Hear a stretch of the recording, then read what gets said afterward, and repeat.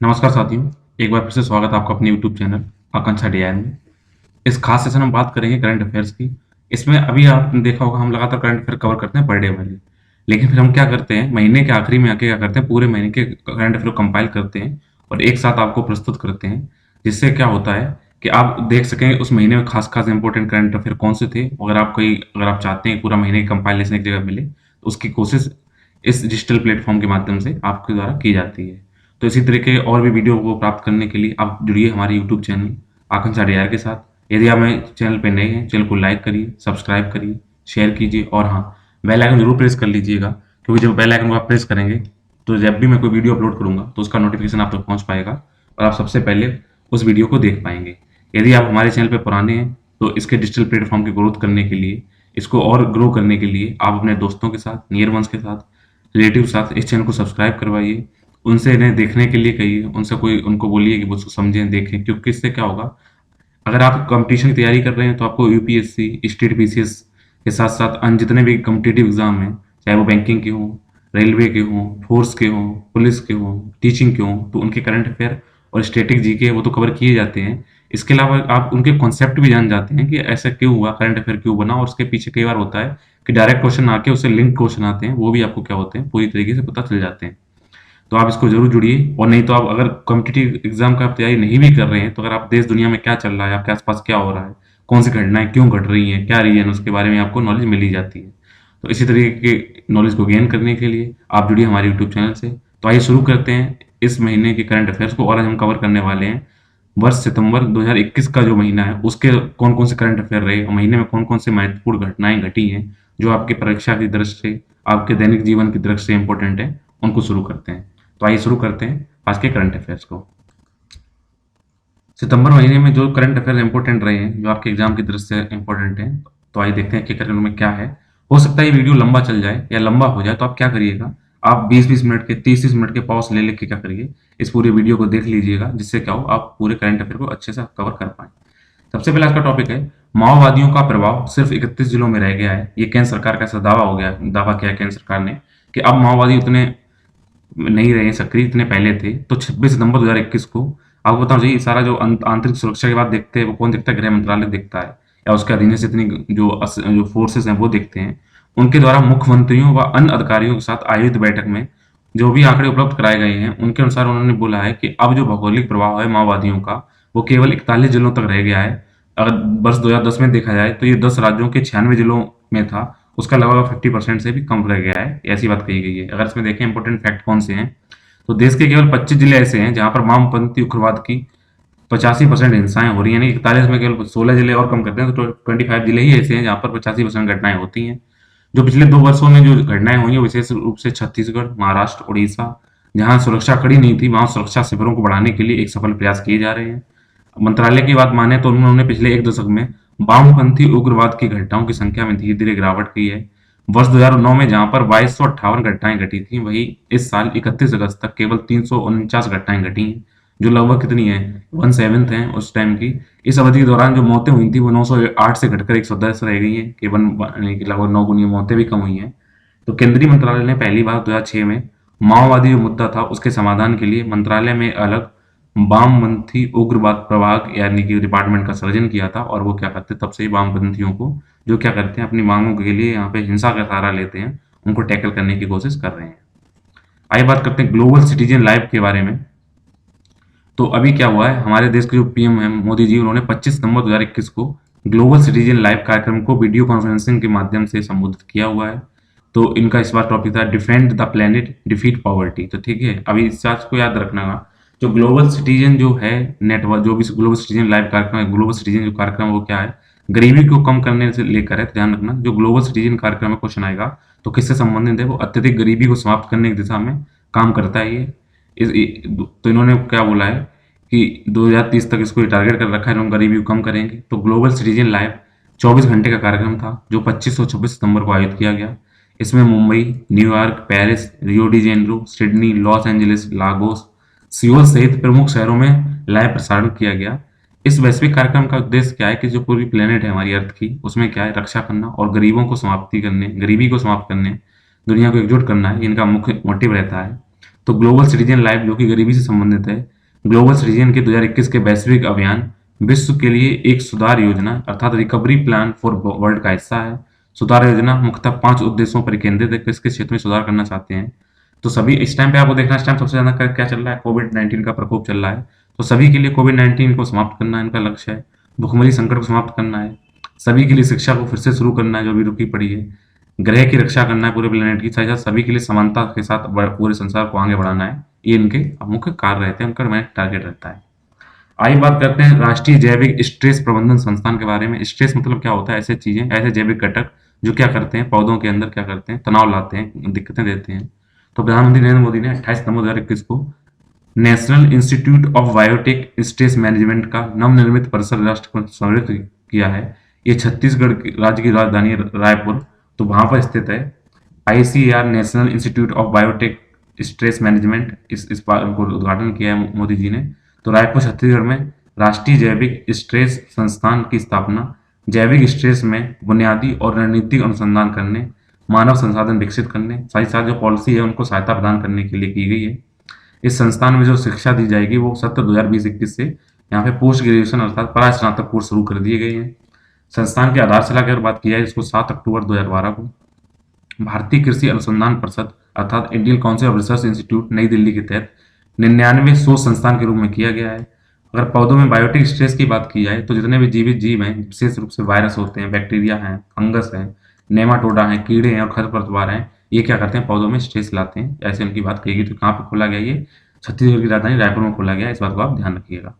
आइए बात करते हैं शून्य अभियान के बारे में। जब भी कोई अभियान है या कोई मॉडल चल रहा है, किसी का कोई कॉन्फ्रेंस चल रही है, तो आप पहले देखिए किससे लिंक है। अक्सर क्वेश्चन उससे पूछे जाते हैं, फिर उनके कॉन्सेप्ट देखेंगे, फिर बाद में देखते हैं कि आखिर क्यों क्या हुआ उसके अंदर, वो बात तीसरी बात होती है। तो ध्यान रखिए शून्य अभियान वो किसके द्वारा चलाया जा रहा है, ये चलाया जा रहा है हमारे देश के नीति आयोग के द्वारा चलाया जा रहा है।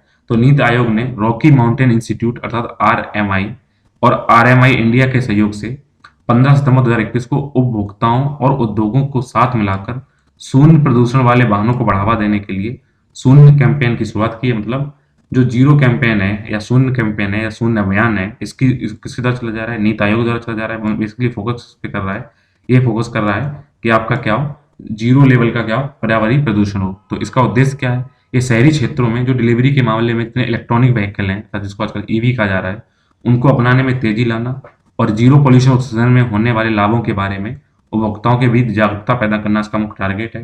तो भारत में माल ढुलाई में से होने वाले कार्बन डाइऑक्साइड के कुल उत्सर्जन का 10% शहरी मालवाहक जो वाहन है उनमें से होता है। यानी कि अगर पूरे शहर में जितना भी माल ढुलाई में जितना भी कार्बन एमिशन हो रहा है उसका लगभग 10% कहाँ से होता है, वो 10% होता है वाहनों से।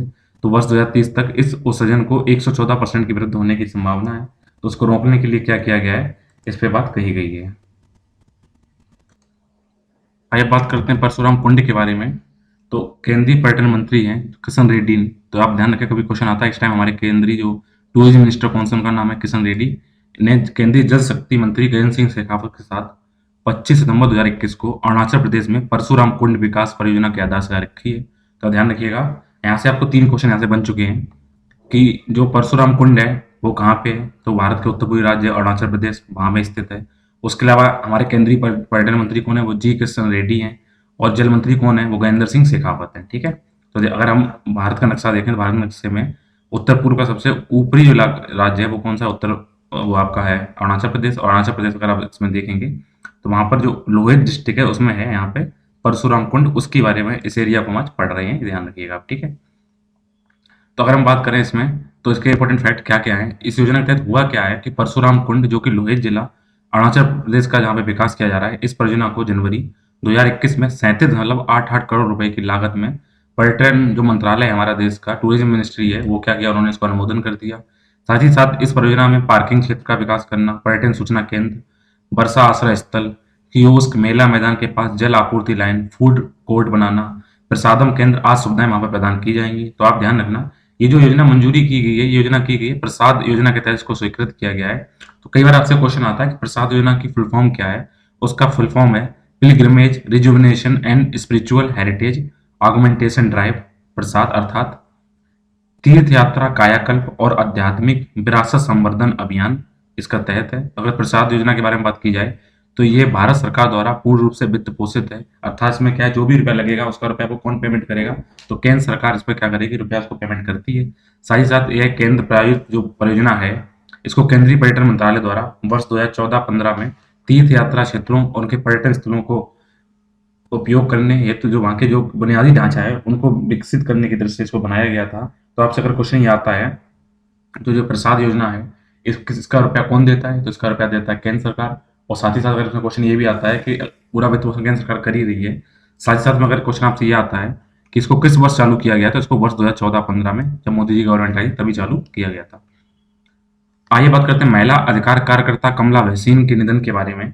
तो प्रख्यात महिला अधिकार कार्यकर्ता, एक कवयित्री, लेखिका कमला भसीन का जन्म उनका जो मृत्यु हुई है वो 25 सितंबर 2021 को दिल्ली में हो गया है। वो 75 वर्ष की थी। अगर आप इनको देखना चाहते हैं कितने इंटेलिजेंट हैं उनके महिलाओं के बारे में और इस टाइम जो रेप वगैरह हो रहा है उनके बारे में क्या इनके व्यू थे, तो आप सत्यमेव जयते देखिएगा, उसमें अगर आप डालेंगे सत्यमेव जयते में आई हुई हैं इनके बहुत ही, इन्होंने जो एकदम निष्पक्ष और एकदम खुले सोच इन्होंने दिखाई वहां पे, तो आपको लगेगा कि हाँ किसी अच्छे इंसान से आप रूबरू हो रहे हैं।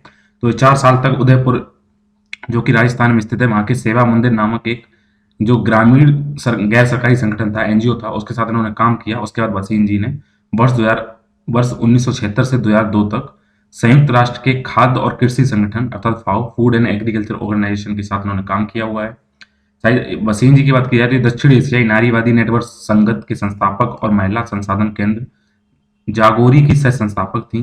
वह कई अन्य संगठनों से जुड़ी रही। इनके अलावा उन्होंने 1 बिलियन राइजिंग अभियान की दक्षिण एशियाई समन्वय में भी दस्तक दी है। उनकी कविता क्योंकि मैं एक लड़की हूं मुझे पढ़ना है, इसके लिए उनको अच्छे तरीके से जाना जाता है, इसलिए ज्यादा ये विख्यात हुई है। आपने नाम सुना होगा एनसीसी का, नेशनल कैडेट कोर। तो लेफ्टिनेंट जनरल गुरबीर पाल सिंह ने एनसीसी कैडेट के लिए जो महानिदेशक का पदभार ग्रहण कर लिया है। तो लेफ्टिनेंट जनरल गुरबीर पाल सिंह ने 27 सितंबर 2021 को एनसीसी अर्थात राष्ट्रीय कैडेट कोर के 34वें महानिदेशक के रूप में पदभार लिया है। लेफ्टिनेंट जनरल सिंह को 1987 में पैरासूट रेजिमेंट में कमीशन प्रदान किया गया था। तो ध्यान रखना एनसीसी के नए जो कमिश्नर उनका नाम क्या है, लेफ्टिनेंट जनरल गुरबीर पाल सिंह।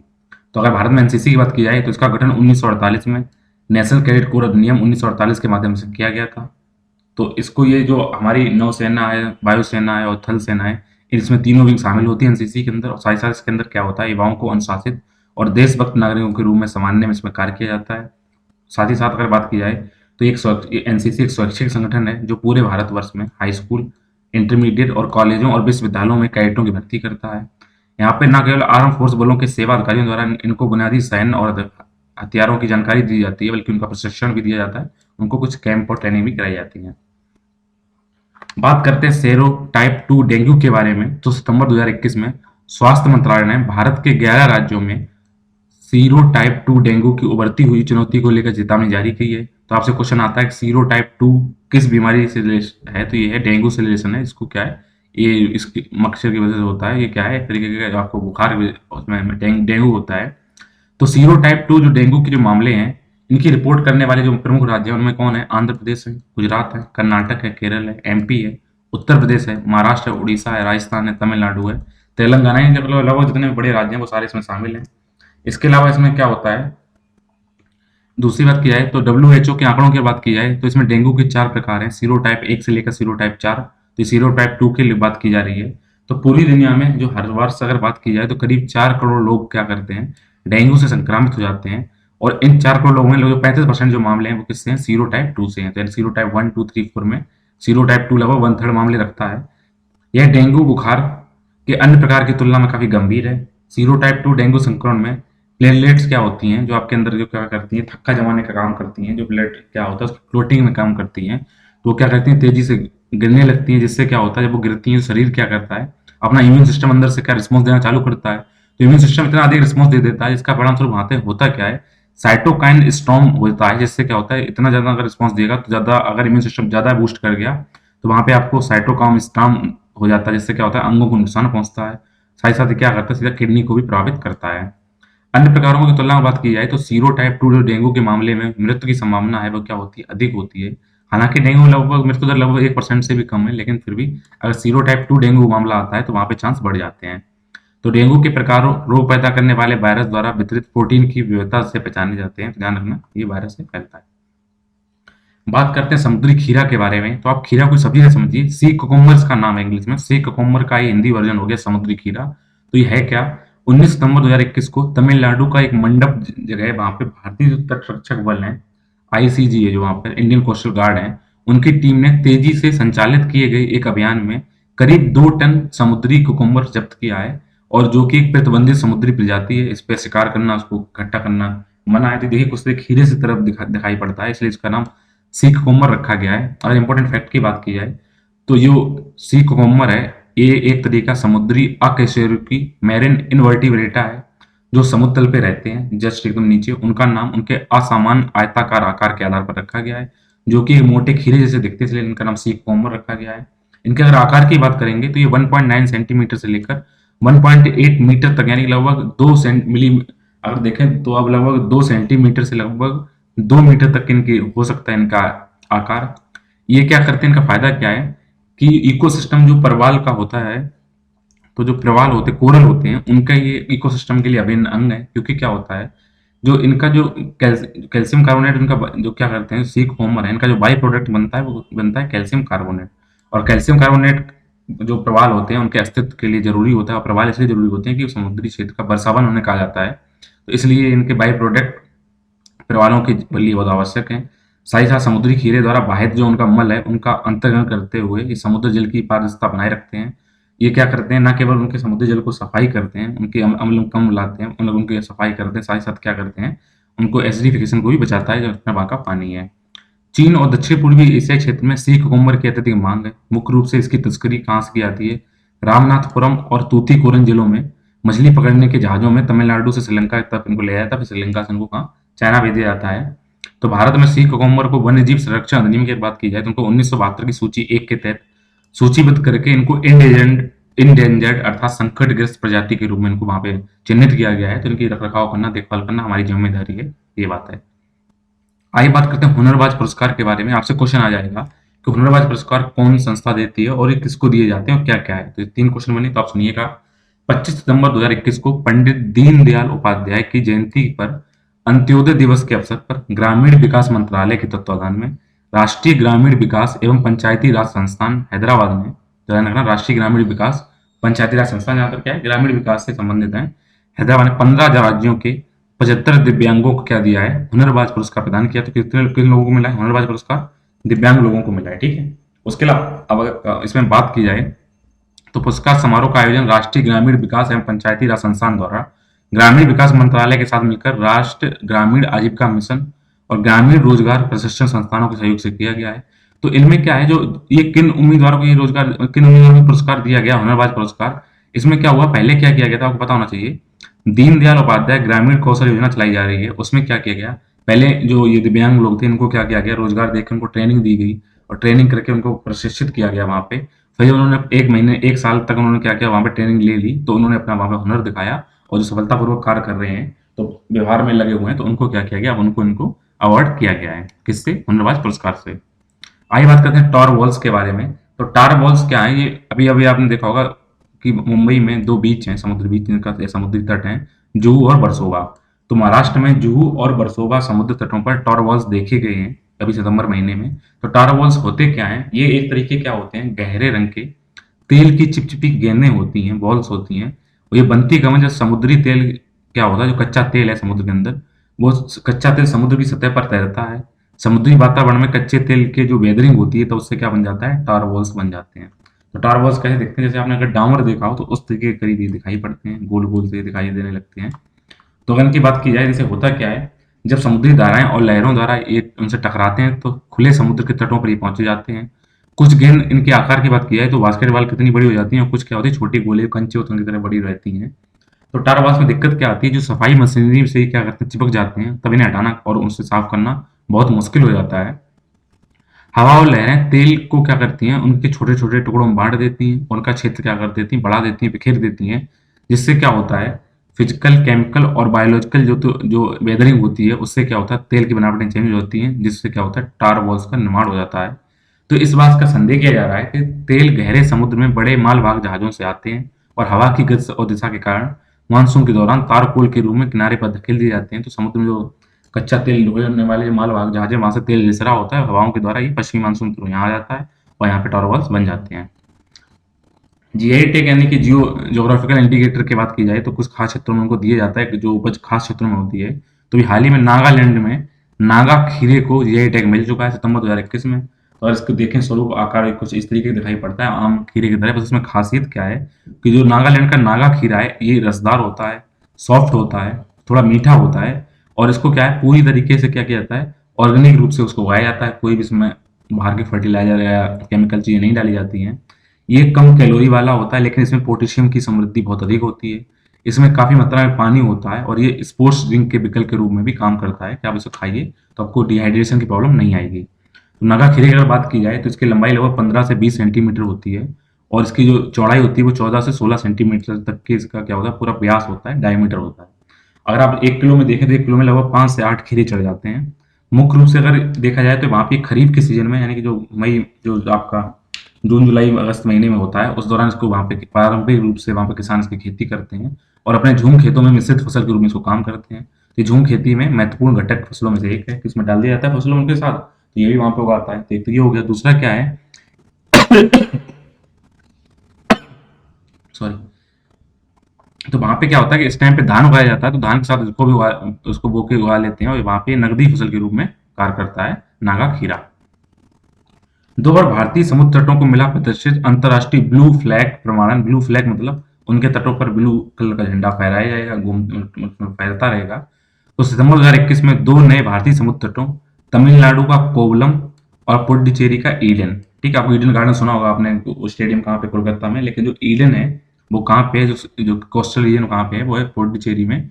उनको वैश्विक स्तर पर मान्यता प्राप्त और प्रतिष्ठित अंतर्राष्ट्रीय eco level blue flag certificate मिल गया है। तो भारत में टोटल 10 ऐसे कोस्टल रीजन है जिनको सर्टिफिकेट मिल गया है।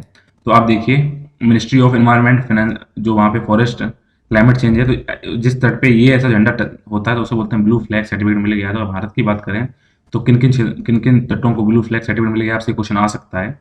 तो आप ध्यान रखिएगा, शिवराजपुर बीच द्वारका जो कि गुजरात में इसको मिला हुआ है, गोगला बीच द्वीप में उसे मिला हुआ है, भागो बीच को मिला हुआ है, गोवा के मिरामार बीच को मिला हुआ है, पुडुचेरी एंड कसारको जो बीच है, सॉरी, पादुवर्दी और कसारगो बीच जो कर्नाटक है उसको मिला हुआ है। इसके अलावा कप्पाड़ बीच को मिला हुआ है, कोवलम बीच को मिला हुआ है, एडन बीच को भी मिला हुआ है, कोवलम बीच, ये दोनों इसकी बात की गई, इन दोनों को भी मिला हुआ है। अगर सबसे शुद्ध बात की जाए तो राधानगर बीच है जो वहाँ पे अंडमान निकोबार में, इसको मिला हुआ है, और गोल्डन बीच उड़ीसा में, और रसगुल्ला बीच जो कहाँ पे आपका आंध्र प्रदेश में, वहाँ पे इसको मिला हुआ है। 1 2 3 4 5 6 7 8 9 10 11 हो गए। इसमें जो आप देख रहे हैं ये वाला भोगावा बीच, इसको अभी तक नहीं मिला है, बाकी इसको एक यहाँ पे नहीं मिला है, ये अभी 2 बीच और हैं, बाकी इन सबको 10 को मिल चुका है। तो इसमें क्या होता है, तो ये डेनमार्क हर समय ब्लू फ्लैग जो होता है 33 सख्त अनुपालन मानदंडों को नियमित निगरानी करता है, उनकी मॉनिटरिंग करता है। तो लहरता हुआ जो ब्लू फ्लैग है जो आप इसमें देख रहे हैं यहाँ पे लहरा रहा है किसी भी तट पे, तो ये किस बात का प्रमाण होता है कि इन्होंने, ये प्रमाण है कि इन्होंने जो इनके 33 सख्त जो इंडिकेटर है, मानदंड है, और समुद्र तट के अच्छे स्वास्थ्य के लिए 100% उनका यूज अनुपालन किया जा रहा है। अगर हम बात करें beach environment and aesthetic management services के बारे में, तो भारत के तटीय क्षेत्रों के सस्टेनेबल डेवलपमेंट के लिए पर्यावरण, वन और जलवायु परिवर्तन मंत्रालय द्वारा इंटीग्रेटेड तटीय क्षेत्र प्रबंधन दृष्टिकोण के तहत beach environment and aesthetic management service चालू की गई है। इनका उद्देश्य क्या है, ये तटीय समुद्र में प्रदूषण को कम करने, समुद्र तटीय वस्तुओं को सतत विकास को बढ़ावा देने और तटीय इकोसिस्टम है उनका जो पारिस्थितिक संसाधन है उनकी रक्षा करने के लिए उनको चालू किया गया है। तो ब्लू फ्लैग का आप नाम याद रखिएगा। बाकी 2 इंपॉर्टेंट ये थे, ईडन बीच और कोवलम बीच अभी हाल ही में इनको दिया गया है। ईडन है आपका पुडुचेरी में, कोवलम है तमिलनाडु में। आइए बात करते हैं हम्बोल्ट पेंगुइन के बारे में। तो सितंबर 2021 में मुंबई के भायखल चिड़ियाघर में इस साल 2 नए नन्हे हम्बोल्ट पेंगुइन को शामिल करने की घोषणा की गई है। तो पेंगुइन इस तरीके से दिखते हैं, ठीक है। अगर बात आपसे क्वेश्चन आए भायखला चिड़ियाघर कहाँ पे है, क्योंकि यहाँ पे लाए जा रहे हैं, तो हो सकता है आपसे क्वेश्चन आ जाए कि भायखला चिड़ियाघर कहाँ पे है, तो वो कहाँ पे है, भायखला चिड़ियाघर आपका कहाँ पे है, मुंबई में। मुंबई का है महाराष्ट्र में। तो अगर देखें हम्बोल्ट पेंगुइन के नाम के बारे में देखें तो अगर इंपॉर्टेंट फैक्ट की बात की जाए तो हम्बोल्ट पेंगुइन क्या होता है, कम से कम 17 पेंगुइन प्रजातियां जो होती हैं उनमें एक मीडियम साइज की एक प्रजाति है। इसमें सबसे बड़ा होता है एम्परर पेंगुइन जो 4 फीट से अधिक लंबा होता है। जब सबसे छोटा होता है उसे बोलते हैं लिटिल पेंगुइन, वो करीब कितना होता है, 1 फीट, यानी कि इनकी 1 से लेकर ये 4 फीट तक के क्या होते हैं, ये इसमें पाए जाते हैं। तो हम्बोल्ट पेंगुइन 2 फीट का यानी कि बीच का है, मीडियम रेंज का है। तो तो ये क्या होता है, ये जो दक्षिणी अमेरिकी देश हैं पश्चिमी तट पे, चिली और पेरू, उनके प्रशांत तटों पे यहाँ की स्थानिक प्रजाति है। इनका नाम हम्बोल्ट पेंगुइन इसलिए रख दिया गया है क्योंकि इनका जो आवास है वो हम्बोल्ट धारा, जो ठंडी धारा है, उसके पास स्थित होने के कारण इसका नाम रखा गया। अगर हम मैप में देखें तो दक्षिण अमेरिका में देखेंगे तो ये रहा आपका इक्वाडोर, पेरू और चिली। ठीक है, तो पेरू चिली की तट पर यहाँ पाई जाती है हम्बोल्ट पेंगुइन, और यहाँ पे धारा जो जा रही है इसका नाम है हम्बोल्ट धारा। ठीक है, हम्बोल्ट पेंगुइन की आंखों के क्या होता है, 4 बड़े पैच उसमें पाए जाते हैं, जो क्या करते हैं, जो वहां पे ना सर्दी पड़ती है उसको ठंड से बचाव रखने में मदद करते हैं। गर्म जलवायु का सामना करने की क्षमता के कारण हम्बोल्ट सबसे लोकप्रिय चिड़ियाघर पेंगुइन है, क्योंकि ये गर्मी क्षेत्र में भी आसानी से रह सकता है। अभी एक डाटा निकाला गया कि भारत में कितने कृषक परिवार कर्ज में डूबे हुए हैं। तो नेशनल सैंपल सर्वे अर्थात राष्ट्रीय सांख्यिकी कार्यालय द्वारा 10 सितंबर 2021 को कुछ डाटा जारी किए गए हैं। तो ये 77 में उनके सर्वे था, तो उसमें ये बात कही गई है कि जितने भी देश के अंदर कृषि क्षेत्र में लोग लगे हुए हैं, तो ऐसे लगभग 50.2% यानी लगभग आधी आबादी क्या है, उनके परिवार कर्ज में डूबे हुए हैं। और प्रत्येक जो कृषक परिवार है जो इसमें खेती में लगा हुआ है, तो उनके पास लगभग 74,121 रुपए का कर्जा पर फैमिली के हिसाब से पड़ता है। किसी को कम है, किसी को ज्यादा है। तो आप देख सकते हैं हमारे किसान की कितनी दयनीय हालत है। तो आधे लोग तो कर्जे के दबाव में ही जिंदगी जी रहे हैं। तो अगर इंपॉर्टेंट से फैक्ट देखा जाए तो जो ऋण लिए हैं इन्होंने, तो उनके लगभग 70% ऋण अर्थात 69.6% ऋण इन्होंने कहाँ से लिए हैं, या तो सहकारी समितियों से लिए हैं, सरकारी एजेंसियों से लिए हैं। तो इन्होंने ज्यादातर इंस्टीट्यूशन क्षेत्र से लिए हैं, जबकि लगभग 20.5% इन्होंने क्या है, साहूकार है, महाजन है, उनसे उधार लिया है। तो कुछ जो कुल ऋण में से अगर बात की जाए तो 57 ऋण क्या है, अगर 100 रुपए ऋण लिया तो उसमें 57.5% ऋण किसका है, कृषि उद्देश्यों के लिए लिया गया है। अगर नेशनल सैंपल सर्वे जो ऑर्गेनाइजेशन है, इनके जनवरी से दिसंबर 2021 के दौरान बात की जाए तो देश में ग्रामीण क्षेत्रों में परिवारों की जो भूजोत है, यानी जिसको वो क्षेत्र को जोत रहे हैं, और उनके जो जितना उनके पास जो उनके अपने जानवर हैं, और कृषि परिवारों की स्थिति का आकलन किया जाए, उस पर सर्वेक्षण किए गए। तो उन्होंने उनकी खेती, उनके जानवर, उनके उनके अपने खुद के परिवारों की स्थिति को ये देखा गया है। तो उन्होंने देखा है कि वर्ष 2019 में किसानों की आय में 59 की वृद्धि देखी गई है। तो रिपोर्ट के अनुसार किया जाए तो कृषि परिवारों की औसत आय 2013 में जो 6,426 रुपए थी, तो 2019 में बढ़कर ये 10,218 रुपए हो गई। तो आप सोचिए कितनी कम इनकी औसत आय है। तो 10,218 रुपए औसत आय में मजदूरी से 4,000 रुपए उनको मिलते हैं, फसल से लगभग 3800 रुपए मिलते हैं, और उन्हें पशुओं से उनको लगभग 1600 रुपए मिलते हैं, और गैर कृषि जो कार्यों से 641 रुपए मिलते हैं। पट्टा वट्टा होता है उनसे उन्हें 134 रुपए बाद मिल जाता है। इससे पहले इन्होंने एनएसएस ने 26 में दौर 1971-72 में, काफी कई दौरों में उन्होंने कर रखी है। 77 में दौर की चर्चा है। तो हमारे आधे से अधिक परिवार क्या है, कर्ज में डूबे हुए हैं। ये इंपॉर्टेंट क्वेश्चन है क्योंकि पहली बार हो रहा है पूरे वर्ल्ड में। तो हवा से कार्बन डाइऑक्साइड सोखने वाला दुनिया का पहला बड़ा संयंत्र बनाया गया जिसका नाम है ओरका। तो अगर आपसे क्वेश्चन आता है कि ओरका क्या है, तो ओरका है कि अगर वायुमंडल में जो भी कार्बन डाइऑक्साइड है उसको सीधा सोख लेता है, तो ये पहला संयंत्र है, उसका नाम क्या है, ये इंस्ट्रूमेंट है, इसका नाम है ओरका। तो ये किसने बनाया है, आइसलैंड ने बनाया है। तो आइसलैंड में दुनिया का सबसे बड़ा संयंत्र ओरका, जो सीधे हवा से CO2 को सोखता है और उसे कहाँ करता है, ग्राउंड के अंदर डाल देता है। वो 8 सितंबर 2021 को शुरू किया गया। अगर इसका हम देखें किस तरह दिखता है, इसका क्या फॉर्मेशन है, तो होता क्या, आप देखिए कि इसमें क्या किया है कि जियो थर्मल पावर प्लांट लगाया गया। उसने क्या किया, यहाँ पे जो बाहर की एयर उसको सोखा। उस एयर ने क्या किया, यहाँ पे जो आपकी ये जो चीज दिखाई पड़ रही है, ये क्या है, ये ग्राउंड वाटर क्या है, ये ग्राउंड वाटर से टच किया गया है। साथ ही इसमें इसको हॉट वाटर इसमें डाला गया, उसे निकाला जा रहा है। तो इनमें क्या किया जा रहा है, in ground water concentrated CO2 को निकाल के नीचे टनल के दो इनको यहाँ पे जाके यहाँ पे इसको डिकम्पोज कर दिया जाता है, और वहाँ पे बेसाल्टिक रॉक में यहाँ पे फॉर्मेशन का मदद मिलती है, और वहाँ पे CO2 को कार्बोनेट मिनरल्स में वहाँ पर कन्वर्ट कर दिया जा रहा है, उनको सोख के पानी की मतलब कि पानी की गर्मी भाप की सहायता से। और इसमें इंपॉर्टेंट फैक्ट की बात किया जाए तो आइसलैंड शब्द जो ओरका आंसर है, तो ओरका जो CO2 को सीधे सोख लेता है, तो उसको वहां की अगर स्थानीय भाषा में देखा जाए तो उसका मतलब होता है ऊर्जा। आइसलैंड शब्द है।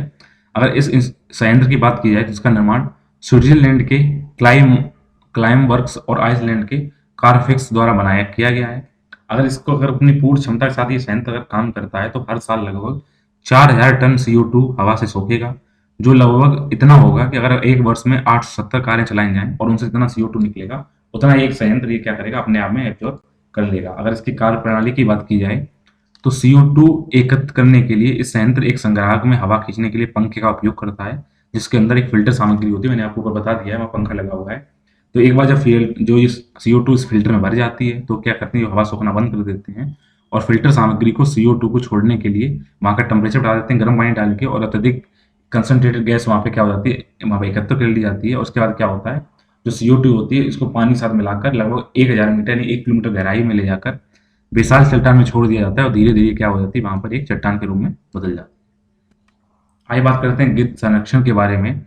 तो भारत में पहली बार जटायु संरक्षण और प्रजनन केंद्र, क्योंकि गिद्ध के एक नाम है, आपने देखा हो रामायण में हमारे कि वहाँ जटायु में थे, सुग्रीव के मित्र वहां पे थे, उनके सैनिक सेनापति थे। तो जटायु संरक्षण और प्रजनन केंद्र से जंगल में छोड़े गए गंभीर रूप से संकटग्रस्त ओरिएंटल सफेद पीठ वाले 8 गिद्ध लगभग 1 साल बाद सितंबर 2021 में पक्षीशाला के बाहर आवास में अच्छी तरह से घुल मिल गए। मतलब इनको दूसरे प्रजाति, इन्हीं की तरह गिद्धों की दूसरी प्रजाति के साथ इनको मिलाया गया था 8 को। और ये सफेद पीठ वाले थे तो इनको वहां में मिला दिया गया, तो वो भी अच्छे से मिल गए, उनके साथ रहना उनको चालू कर दिया है, उनको इन्हें दिक्कत नहीं हो रही है। अगर इंपॉर्टेंट फैक्ट की बात की जाए, जो ओरिएंटल सफेद पीठ वाले गिद्ध हैं इनको अक्टूबर 2020 में जंगल में छोड़ा गया था।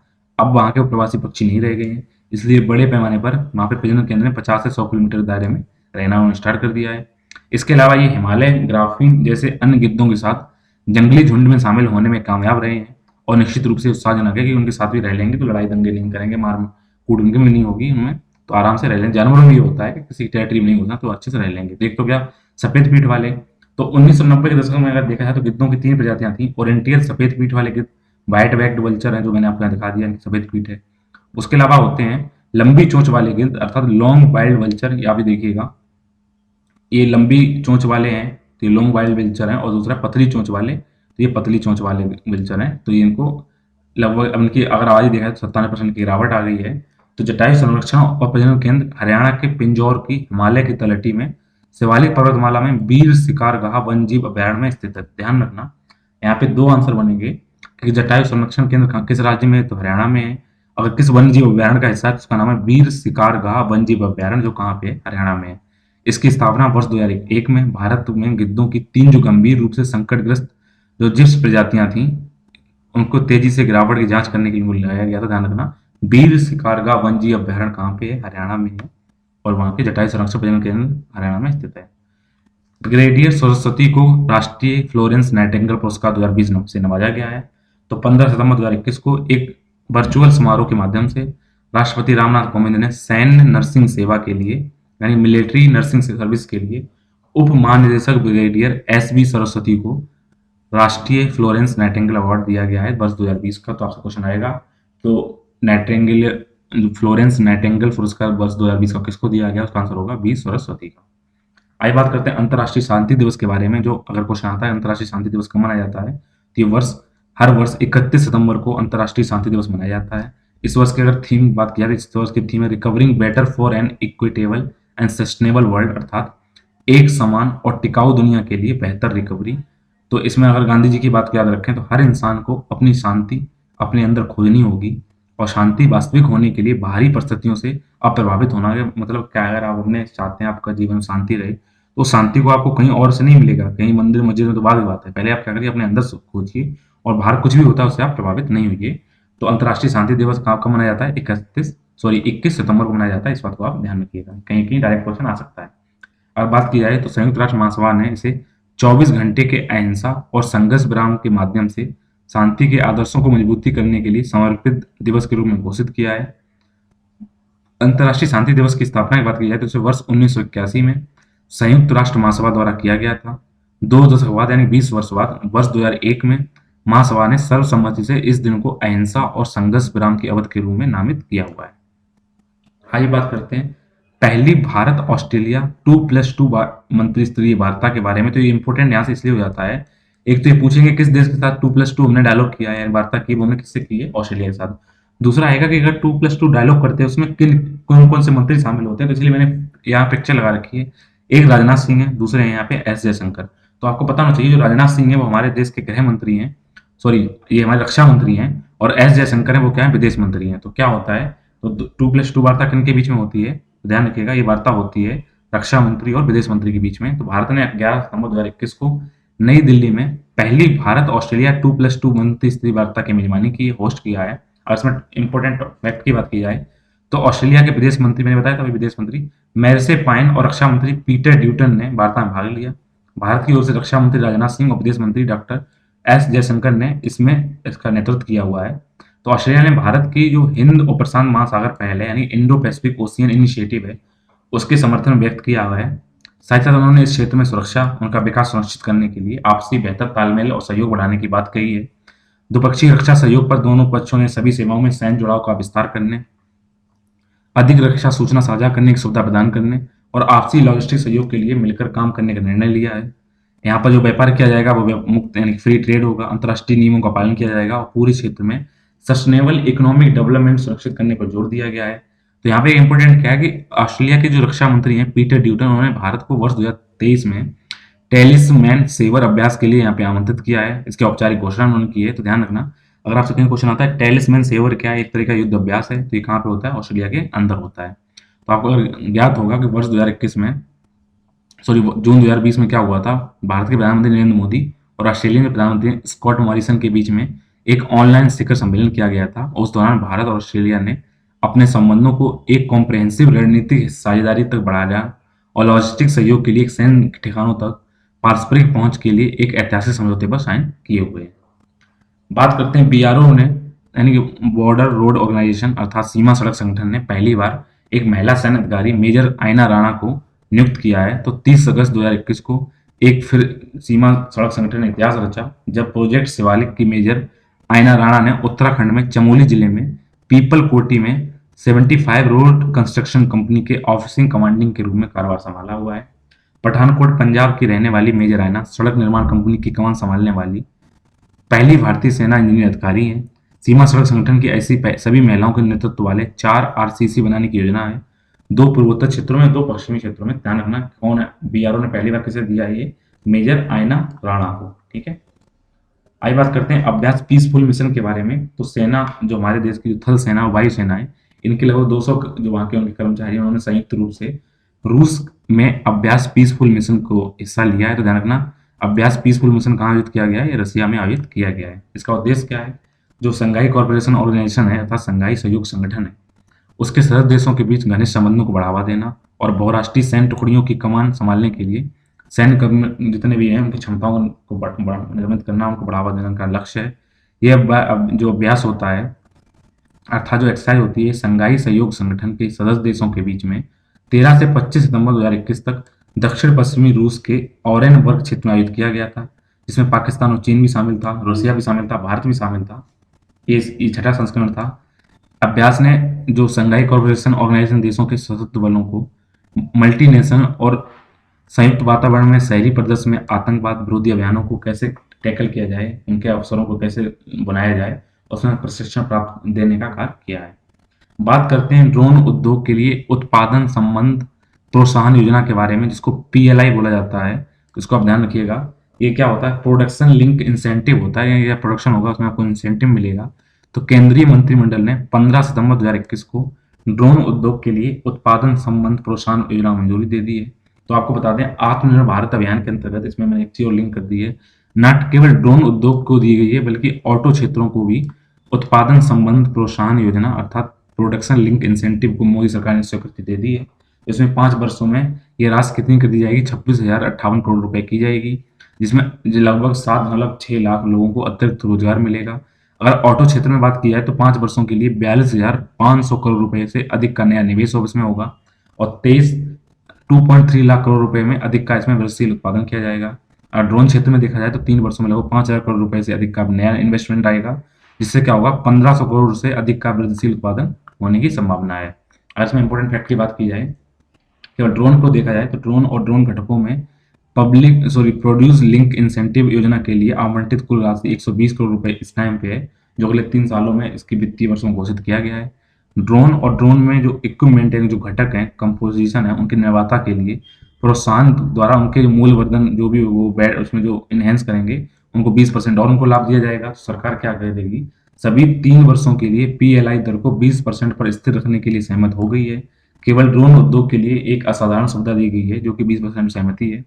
साथ ही साथ क्या होती है बाकी अन्य योजनाओं में क्या होता है, हर साल क्या होती है ये इंसेंटिव दर कम होती है, लेकिन पीएल में रखती गई है, कांस्टेंट रहेगी। तो सरकार ने ड्रोन से संबंधित आईटी उत्पादों के डेवलपर को भी इसमें शामिल करने के लिए प्रोत्साहन योजना के कवरेज को व्यापक बनाने पर सहमति भी व्यक्त कर ली है। ड्रोन और ड्रोन घटकों के निर्माण उद्योग में अगले 3 वर्षों में 5,000 करोड़ रुपए से अधिक का निवेश इसमें आने की संभावना है। साथ ही साथ क्या होगा, इसमें ड्रोन निर्माण उद्योग में अगले 3 वर्षों में 10,000 से अधिक क्या होंगे, डायरेक्ट आपको क्या होगा वहां पे एम्प्लॉयमेंट देखने को मिलेगा। उत्तर प्रदेश का कुशीनगर हवाई अड्डा अब सीमा शुल्क असूचित हवाई अड्डा घोषित कर दिया गया। तो क्वेश्चन आएगा, किस हवाई अड्डे को सीमा शुल्क असूचित हवाई अड्डा घोषित किया गया है? तो ये कौन होगा? उत्तर प्रदेश का कुशीनगर हवाई अड्डा होगा। इसने 13 सितंबर 2021 को कुशीनगर हवाई अड्डे को सीमा शुल्क असूचित हवाई अड्डा घोषित किया गया है। इससे क्या होगा, यहाँ पर ये बौद्ध तीर्थ यात्रा क्षेत्र है कुशीनगर, तो बौद्ध तीर्थ यात्राओं सहित अंतर्राष्ट्रीय यात्रियों को अब आवाजाही में यहाँ पे क्या होगी, सुविधा प्राप्त होगी। अगर कुशीनगर की बात की जाए तो भारत में बहुत सर्किट बनाया जा रहा है, उसके केंद्र है यहाँ पर कुशीनगर में, क्यों? इसीलिए कुशीनगर हवाई अड्डे को बहुत सर्किट में कनेक्टिविटी को आसान बनाने के लिए इसको डेवलप किया गया है। 600 एकड़ भूमि में फैला हुआ कुशीनगर हवाई अड्डे को हवाई अड्डा प्राधिकरण द्वारा वर्ष 2020 में अंतर्राष्ट्रीय हवाई अड्डे का दर्जा दिया गया था। इस तरीके से यूपी में अभी तक 4 अंतर्राष्ट्रीय हवाई अड्डे, वाराणसी में है, एक जेवर में है, एक आपका मोसी लखनऊ में, और चौथा ये हो गया कुशीनगर में। तो कुशीनगर का इंपॉर्टेंस देखें तो यहाँ पे भगवान बुद्ध ने 4 पवित्र स्थानों में से एक इसको माना जाता है, क्योंकि यहाँ पे क्या हुआ था, वर्ष 483 ईसा पूर्व में बुद्ध जी को यहाँ पे महापरिनिर्वाण मोक्ष था, उनकी मृत्यु यहीं पे हुई थी। भारत ने खुली हवा में विकसित भारत की सबसे बड़ी फन वाटिका का संचालन शुरू किया है। ये कहाँ पे स्टार्ट की गई? तो क्वेश्चन आएगा तो आप याद रखना, अल्मोड़ा में। कहाँ पे? उत्तराखंड में। तो अल्मोड़ा जिले में एक जगह है रानीखेत, काफी खूबसूरत वादियां हैं क्षेत्र की। तो इसको 12 सितंबर 2021 को खुली हवा में विकसित देश की सबसे बड़ी फर्न वाटिका या फर्नरी का उद्घाटन फर्न के जाने माने विशेषज्ञ नीलांबर कुनिथा द्वारा किया गया। ध्यान रखना, उत्तराखंड के अल्मोड़ा जिले में रानीखेत क्षेत्र में सबसे बड़ी फर्न वाटिका का उद्घाटन किया गया है। और इसके इंपोर्टेंट फैक्ट की बात की जाए तो केंद्र की जो प्रतिपूरक वनीकरण योजना है, यानी कैंपा जिसको बोला जाता है, सेंट्रल एफॉरेस्टेशन फंड इसमें जो वो बोलते हैं, उसको तहत उत्तराखंड वन विभाग की अनुसंधान शाखा द्वारा 3 साल की अवधि में फन वाटिका को विकसित किया गया है। तो ध्यान रखना, अगर आपसे आता है कैंपा फंड किससे लिंक्ड है, तो कैसा होता है, जो वन जहाँ पे एफॉरेस्टेशन होते हैं, मतलब कि जहाँ पे वनीकरण किया जाता है, नए पौधे लगाए जाते हैं, उससे संबंधित है। इसमें क्या होगा, इस फन वाटिका में 120 विभिन्न तरह की फन प्रजातियों का संग्रह किया जाएगा। इसमें ज्यादा फन प्रजातियों केवल कहाँ से आई हैं? तिरुवनंतपुरम स्थित Jawaharlal Nehru tropical botanical garden and research institute यानी कि TBGRI से ही इसमें लाई गई है। हालांकि पूरी तरह से प्राकृतिक परिवेश के साथ खुली हवा में विकसित देश की सबसे बड़ी फन वाटिका है। इसकी अगर ऊंचाई की बात की जाए तो ये 1800 मीटर ऊंचाई पर है और लगभग 4 एकड़ क्षेत्र में फैला हुआ है। तो पर्यावरण और वन मंत्रालय द्वारा जो कैंपा चलाया जा रहा है उसको 2004 में पेश किया गया था। इसका फुल फॉर्म है प्रतिपूरक वनीकरण प्रबंधन कोष प्रबंधन और योजना प्राधिकरण, अर्थात कंपन। यहाँ पे अगर बात की जाए तो कंपनसेशन एंड एफॉरेस्टेशन मैनेजमेंट जो यहाँ पे बात की जा रही है उस प्रोजेक्ट की बात की। तो फन में बात करें, फन क्या है? फन जिसको परागण बोलते हैं, एक बिना पुष्प वाला पौधा है। इसमें जड़ें, तना, पत्ती तीनों भाग अलग अलग बटे हुए थे। तो फर्न इस तरीके से दिखाई पड़ता है। अगर आप देखिएगा फर्न का पौधा तो कुछ इस तरीके से नजर आता है। फर्न का पौधा ये रहा, ठीक है। तो ये क्या होता है, इसमें बीजाणु धानियां में बीजाणु उत्पन्न होते हैं।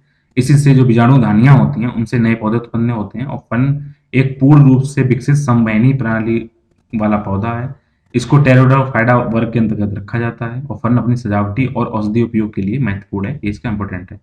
बात करते हैं दीपोर बिल वन जीव अभयारण्य के बारे में। इसको इको सेंसिटिव जोन के क्षेत्र घोषित कर दिया गया है। तो 25 अगस्त 2021 को पर्यावरण, वन और जलवायु परिवर्तन मंत्रालय, पर्यावरण से ही संबंधित मंत्रालय है, इसने जो दीपोर बिल कहाँ पे स्थित है, असम के गुवाहाटी के दक्षिणी पश्चिमी किनारे पर दीपोर बिल वन जीव अभयारण्य को पर्यावरणीय संवेदनशील क्षेत्र के रूप में सूचित कर दिया है। अगर हम यहाँ पे देखें कौन कौन से इंपॉर्टेंट क्षेत्र, आप देखिएगा रायमोना असम में, मनास, ये रहा दीपोर बिल, इसकी बात की जा रही है। यहाँ पे काजीरंगा भी है, नामेरी भी है, ओरांग भी है, दियांग पटकाई भी है और डिब्रू सहकाव है, ठीक है। तो आप ध्यान रखिएगा, इसमें इंपॉर्टेंट क्षेत्र आप देखिए अरुणाचल प्रदेश में है, यहाँ पे नागालैंड में है, याद रखिएगा। डिब्रू सहकाव, दियांग पटकाई, काजीरंगा, दीपोर बिल, ओरांग, मनास, इनके नाम याद रखिएगा, ये अक्सर कहीं ना कहीं पेपर में टकरा जाते हैं। और इंपॉर्टेंट फैक्ट की बात की जाए तो इस अधिसूचना ने क्या किया है, एक क्षेत्र जिसकी सीमा कितनी है, लगभग 294 मीटर से लेकर 16.32 किलोमीटर जो हो सकती है, को पर्यावरण के प्रति संवेदनशील क्षेत्र के रूप में निर्दिष्ट किया है, जिसका कुल क्षेत्रफल 148.9767 वर्ग किलोमीटर है, स्क्वायर किलोमीटर है। तो दीपोर बिल है क्या, ये आर्द्रभूमि को दशकों से इसके दक्षिणी भाग में गुजरने वाला जो रेलवे ट्रैक है। अगर दीपोर बिल की बात की इस क्षेत्र में क्या हो रहा है, यहाँ पे होता क्या है, रेलवे ट्रैक गुजर रहा है, जिसका अब क्या किया जा रहा है, उसको डबल बनाया जा रहा है, दोहरीकरण किया जा रहा है उसको क्या किया जा रहा है, वहाँ पे इलेक्ट्रिफिकेशन किया जा रहा है, जिससे क्या होता है, वहाँ पे कचरा फेंका जा रहा है और मानव निवास और वाणिज्यिक इकाइयों का वहाँ पर होने की वजह से क्या हो रहा है, उनका अतिक्रमण हो रहा है, जिससे उनको खतरा हो गया है। तो दीप और बील की बात की जाए तो इस तरीके से आर्द्रभूमि ये दिखाई पड़ती है। उसके फैक्ट की बात की जाए तो ये असम की सबसे बड़ी मीठे पानी झीलों में से एक कौन है? दीप और बील है। बड़ियों में से इनकी गिनती होती है।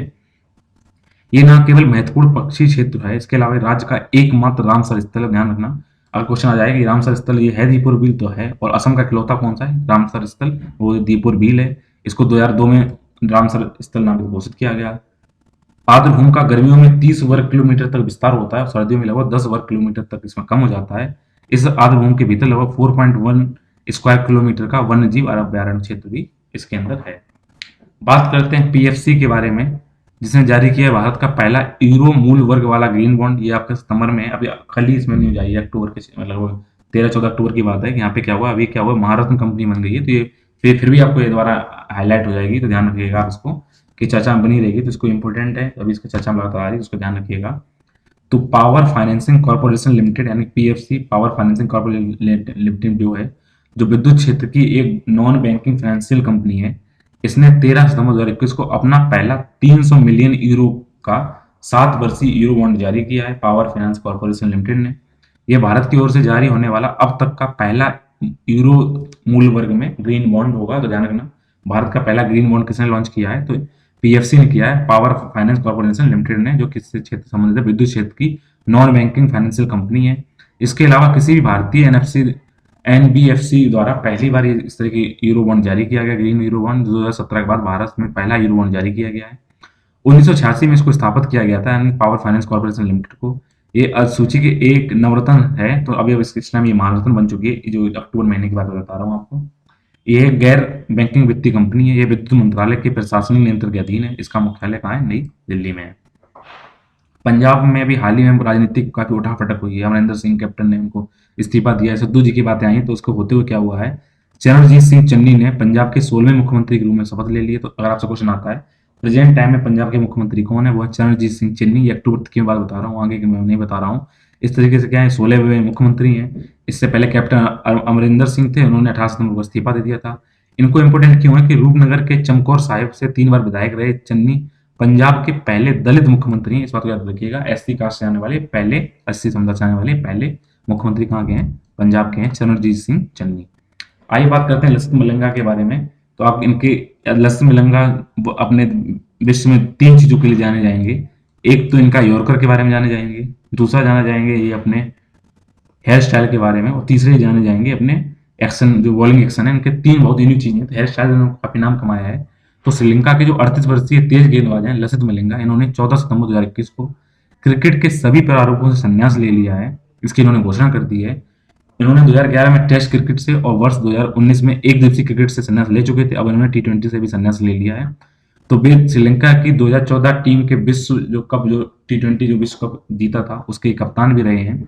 और इन्होंने 84 टी20 अंतर्राष्ट्रीय मैचों में 107 विकेट, 226 वनडे मैचों में 338 विकेट और 30 टेस्ट मैचों में 101 विकेट लिए हैं। अपनी खतरनाक यॉर्कर के लिए प्रसिद्ध मलिंगा ने टी20 अंतर्राष्ट्रीय क्रिकेट में अभी तक सबसे ज्यादा 107 विकेट लिए हुए हैं।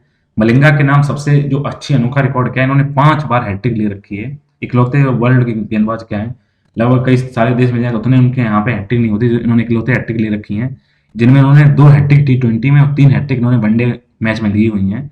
मलिंगा में मुंबई इंडियंस जो आईपीएल टीम है मुंबई इंडियंस की, उसकी तरफ इन्होंने खेला है, उनका प्रतिनिधित्व भी किया है। इन्होंने वहां पर 122 आईपीएल मैच खेले, जिनमें इन्होंने 170 विकेट लिए हैं। मलिंगा अंतर्राष्ट्रीय क्रिकेट में 2 बार लगातार 4 गेंदों में 4 विकेट, ना कि इन्होंने हैट्रिक तो ली है बल्कि लगातार 4-4 विकेट निकाले हैं। विश्व के एकमात्र ये गेंदबाज हैं। यह कारनामा उन्होंने पहली बार विश्व कप 2007 में दक्षिण अफ्रीका के खिलाफ वनडे मैच में और दूसरी बार वर्ष 2019 में न्यूजीलैंड के खिलाफ टी20 मैच में किया हुआ है। अब इन्हीं से मिलते जुलते एक दूसरे शानदार बॉलर हैं दक्षिण अफ्रीका के डेल स्टेन, जो फास्ट बॉलर रहे हैं। इन्होंने भी क्या किया, क्रिकेट से संन्यास लेने की घोषणा कर दी है। इन्होंने 31 अगस्त 2021 को क्रिकेट के सभी प्रारूपों से इन्होंने घोषणा की थी, डेल स्टेन ने। तो ध्यान रखना, डेल स्टेन को स्टेन गन के नाम से जाना जाता है, क्योंकि उनकी स्पीड बहुत थी बॉलिंग में। तो इन्होंने फरवरी 2019 में एक टेस्ट क्रिकेट से संन्यास ले लिया था। अब ये पूर्ण रूप से इन्होंने क्या किया, पूरे क्रिकेट को अलविदा कह दिया है। इन्होंने 93 टेस्ट मैचों में 22, देखिए अभी इन्होंने 100 टेस्ट मैच तक नहीं खेले, लेकिन 22.95 की शानदार औसत से 439 विकेट लिए। किसी भी फास्ट बॉलर अगर 400 या से प्लस विकेट लेता है तो उसके लिए काफी सम्मानजनक बात होती है। और क्योंकि सोचिए अभी तक टोटल सर्वकालीन समय में 8वें स्थान पर अभी तो बरकरार है। उन्होंने 125 मैचों में 196 विकेट लिए हैं और 47 अंतर्राष्ट्रीय T20 मैचों में 64 विकेट भी इन्होंने चटकाए हुए हैं। आइए बात करते हैं नेशनल क्राइम रिकॉर्ड ब्यूरो के बारे में। इन्होंने भारत में अपराध रिकॉर्ड का 2020 का अपना डाटा जारी किया है।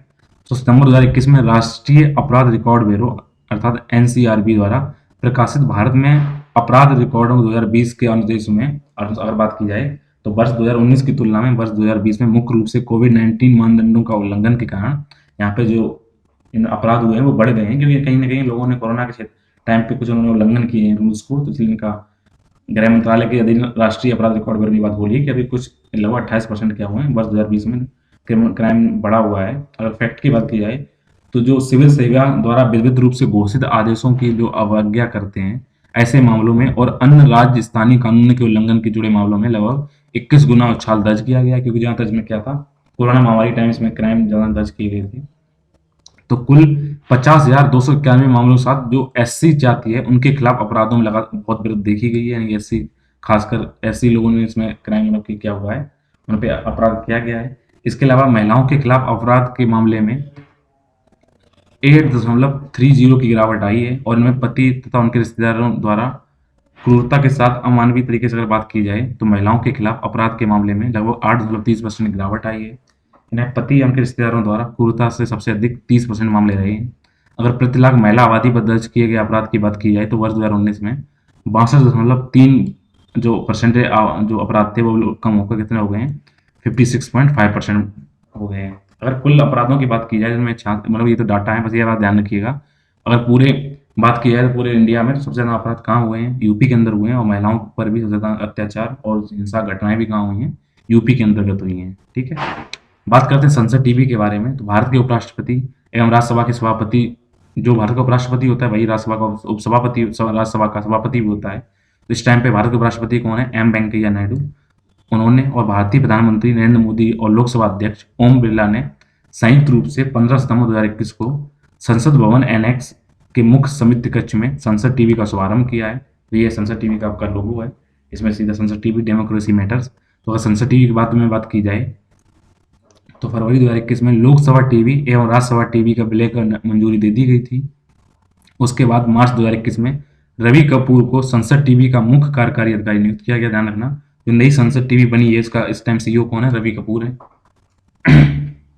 तो संसद टीवी कार्यक्रम में मुख्य रूप से 4 श्रेणियां इसमें होंगी। इसमें संसद एवं लोकतांत्रिक संस्थाओं के कामकाज क्या है उनके बारे में बताया जाएगा, गवर्नेंस एवं योजनाओं नीतियों का कार्यान्वयन, भारत का इतिहास एवं संस्कृति और सामुदायिक मुद्दे इसमें शामिल किए जाएंगे। तो ये सारी इसमें बातें, खास इतना ध्यान रखिएगा कि लोकसभा टीवी और राज्यसभा टीवी को मिलाकर संसद टीवी बात की गई है।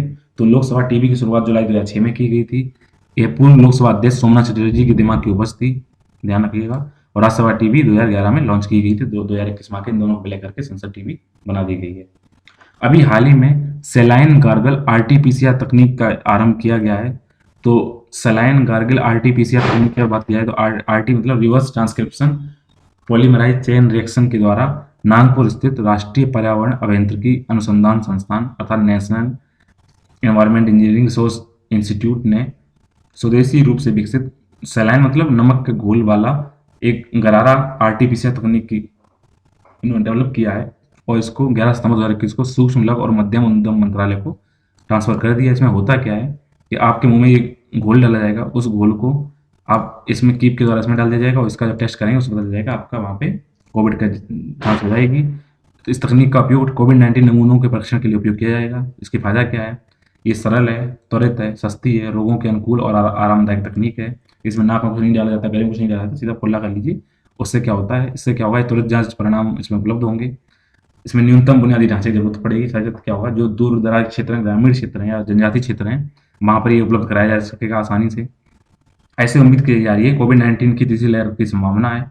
तो नेरी ने देश भर में इस व्यापक प्रसार के लिए संभावित लाइसेंसधारियों को जानकारी हस्तांतरित करने की प्रक्रिया तेज कर दी है। अगर नेरी की बात की जाए, national environment engineering research institute के बारे में, तो 1958 में इसको स्थापित किया गया था। ये केंद्र सरकार के विज्ञान और प्रौद्योगिकी मंत्रालय के अंतर्गत आता है। ये पर्यावरण विज्ञान और इंजीनियरिंग के क्षेत्र में अग्रणी प्रयोगशाला है और ये वैज्ञानिक और औद्योगिक अनुसंधान परिषद की घटक प्रयोगशाला है। इसकी बात की जाए तो चेन्नई, दिल्ली, हैदराबाद, कोलकाता, मुंबई में इसके 5 क्षेत्रीय क्या इनकी लैब लगी हुई हैं। बात करते हैं शिवानी मीना के बारे में, जो कि ओपन कास्ट खदान में काम करने वाली पहली माइनिंग इंजीनियर बन गई हैं। तो इन्होंने 2021 में राजस्थान की कहाँ शिवानी मीना जी हैं, तो ये है शिवानी मीना। ये ओपन माइनिंग कास्ट में काम करने वाली पहली माइनिंग इंजीनियर बन गई हैं। ये बात आप याद रखना, शिवानी मीना। बांस दिवस की बात करते हैं, 18 सितंबर को मनाया जाता है। तो इस वर्ष की थीम है बांस लगाओ, बांस लगाने का समय आ गया है। Plant bamboo, it's the time to plant bamboo. Important fact की बात की जाए तो यह दिवस यानी कि 18 सितंबर को 2019 में दुनिया भर में बांस उद्योग के संरक्षण करने, उसका संवर्धन करने के साथ साथ उनके फॉरेस्ट मतलब एफॉरेस्टेशन यानी वृक्षारोपण को बढ़ावा देने के लिए जागरूकता के रूप में चलाया जाता है। तो विश्व बांस दिवस की स्थापना कामेश सलाम ने वर्ष 2019 में बैंकॉक में आयोजित 8वीं विश्व फ्रांस बांस कांग्रेस में की थी। ये विश्व बांस संगठन के पूर्व अध्यक्ष रह चुके हैं कामेश सलाम। बांस के अगर उपयोग की बात की जाए, न केवल भोजन में काम आता है बल्कि जैव ईंधन के में आता है, फर्नीचर में काम आता है, और कहीं कहीं इसमें भोजन में, खाने में भी, खाना पकाने में, अचार बनाने में काम आता है। बात करेंगे ब्राह्मणी नदी के बारे में, उसके ताजे पानी का क्या किया जा रहा है, उसके रास्ते को डाइवर्ट किया जा रहा है, जिसमें कुछ चर्चा की गई है। अगर पहले हम मैप में देखें तो ब्राह्मणी नदी कहाँ बहती है, बहती है उड़ीसा में। उड़ीसा के उत्तर उत्तर पश्चिमी क्षेत्रों में, उत्तर क्षेत्र में बहती है। तो अगर उत्तर क्षेत्र की बात की जाए तो आप देखिएगा यहाँ से कौन कौन से अगर देखते हैं तो इसके क्षेत्र कौन कौन से, उड़ीसा के आसपास कौन सा राज्य लगे हुए हैं, छत्तीसगढ़ लगा हुआ है। उड़ीसा तो है ही यहाँ पे, साथ साथ उसके पूर्व में झारखंड है। तो ऊपरी क्षेत्र में ये जो ब्राह्मणी नदी है, ये इसके जल प्रवाह को डाइवर्ट करने की बात इसमें बताई जा रही है। तो सितंबर 2021 में जो एनवायरमेंटलिस्ट है उन्होंने ब्राह्मणी नदी के बेसिन में ताजे पानी के बड़े पैमाने का जो डाइवर्जन है उस पर चिंता व्यक्त की है। जो उड़ीसा में प्रसिद्ध मैंग्रोव वनस्पति है उसको लगता है आप डाइवर्ज कर दोगे उनके लिए गंभीर खतरा में उत्पन्न कर देगी। अगर इसकी बात की जाए तो तालचार अंगुल कोयला खदानों, इस्पात और बिजली संयंत्रों के साथ साथ कलिंगनगर स्टील और पावर हब द्वारा ब्राह्मणी नदी से भारी मात्रा में ताजे पानी का प्रयोग किया जा रहा है। इससे क्या होगा, 195 स्क्वायर किलोमीटर में फैली भितरकनिका रामसर जो आर्द्र भूमि है, उड़ीसा में स्थित है भितरकनिका, उसमें 62 मैंग्रोव प्रजातियों का घर है इसमें। इसके अलावा भितरकनिका मैंग्रोव वन के दलदल में लगभग 1600 खारे पानी के मगरमच्छ पाए जाते हैं। तो वहां अगर पानी की कमी आएगी तो उनमें क्या होगा, उनके क्षेत्रों में संकट की स्थिति आ जाएगी। और ब्राह्मणी नदी के बारे में बात की जाए तो ब्राह्मणी नदी भारत के प्रमुख अंतर राज्य मतलब कि एक से अधिक राज्यों में बहने वाली पूर्व की ओर प्रवाहित होने वाली नदियों में से एक है।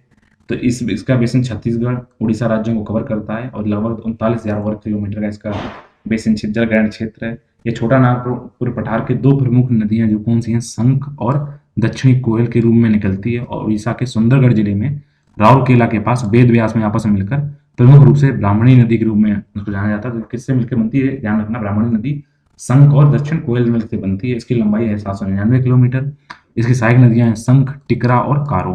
ठीक है, बात करते हैं अभ्यास जपड़ 2021 के बारे में। तो भारतीय सेना के जो कर्मी हैं उनके 200 भारतीय सेना कर्मियों द्वारा एक टुकड़ी ने 3 से 16 सितंबर 2021 को रूस में नोवग्रोगाड क्षेत्र में निजनी के पास मुलिनो ट्रेनिंग ग्राउंड में आयोजित बहुराष्ट्रीय अभ्यास जपड़ 2021 में हिस्सा लिया। जपड़ भी कहाँ किया गया है, ये भी रसिया में किया गया है। इसका उद्देश्य क्या है, इसका उद्देश्य है सैन्य और रणनीतिक संबंधों को बढ़ाना। इसमें आमंत्रित किए गए 17 देशों में से 9 लोगों ने इसमें भाग लिया है, जबकि चीन और पाकिस्तान सहित इसमें 8 देश क्या थे, पर्यवेक्षक थे और ऑब्जर्वर राज्य थे। इसमें जो देश शामिल थे वो थे Mongolia, Armenia, Kazakhstan, Tajikistan, Kyrgyzstan, Serbia, रूस, भारत, बेलारूस इत्यादि। ठीक है, तो ये सशस्त्र बलों के थिएटर स्तर के अभ्यास में से एक है। ये मुख्य रूप से आतंकवाद विरोधी ये भी अभ्यास है जपड़, ध्यान रखिएगा। तो अभ्यास में भाग लेने वाला भारत के अंदर कौन था, नागा बटालियन समूह था। इसमें क्या था, all arms combined task force में शामिल किया गया था। बात करते हैं इंपॉर्टेंट टॉपिक जो सितंबर माह में मनाया जाता है, उसके क्वेश्चन अक्सर कहीं ना कहीं आ ही जाते हैं, वो है अंतर्राष्ट्रीय ओजोन परत संरक्षण दिवस। तो ये क्वेश्चन सीधा आता है, कब मनाया जाता है, तो अंतर्राष्ट्रीय ओजोन परत संरक्षण दिवस कब मनाया जाता है, 16 सितंबर को मनाया जाता है। इस वर्ष की थीम है Montreal protocol keeping us our food and vaccine cool. मतलब मॉन्ट्रियल प्रोटोकॉल हमें हमारे भोजन को और टीकों को ठंडा रखने के लिए हमें इंपॉर्टेंट है। ओजोन क्या करती है, सूर्य की हानिकारक पराबैंगनी किरणों से हमारे पृथ्वी की रक्षा करती है और यहाँ के टेम्परेचर को नहीं बढ़ने देती है। तो ध्यान रखना, ये मॉन्ट्रियल प्रोटोकॉल इससे संबंधित है। ये कब मनाया जाता है, 16 सितंबर को। ठीक है, ये क्या करती है, बाहर पाई जाने क्षमता मंडल ओजोन होती है, हानिकारक पराबैंगनी जो किरणें उनको आने नहीं देती है और उससे क्या हो जाता है, हमें इनसे हमें सुरक्षा मिल जाती है। इसका इसमें फायदा मिलती है।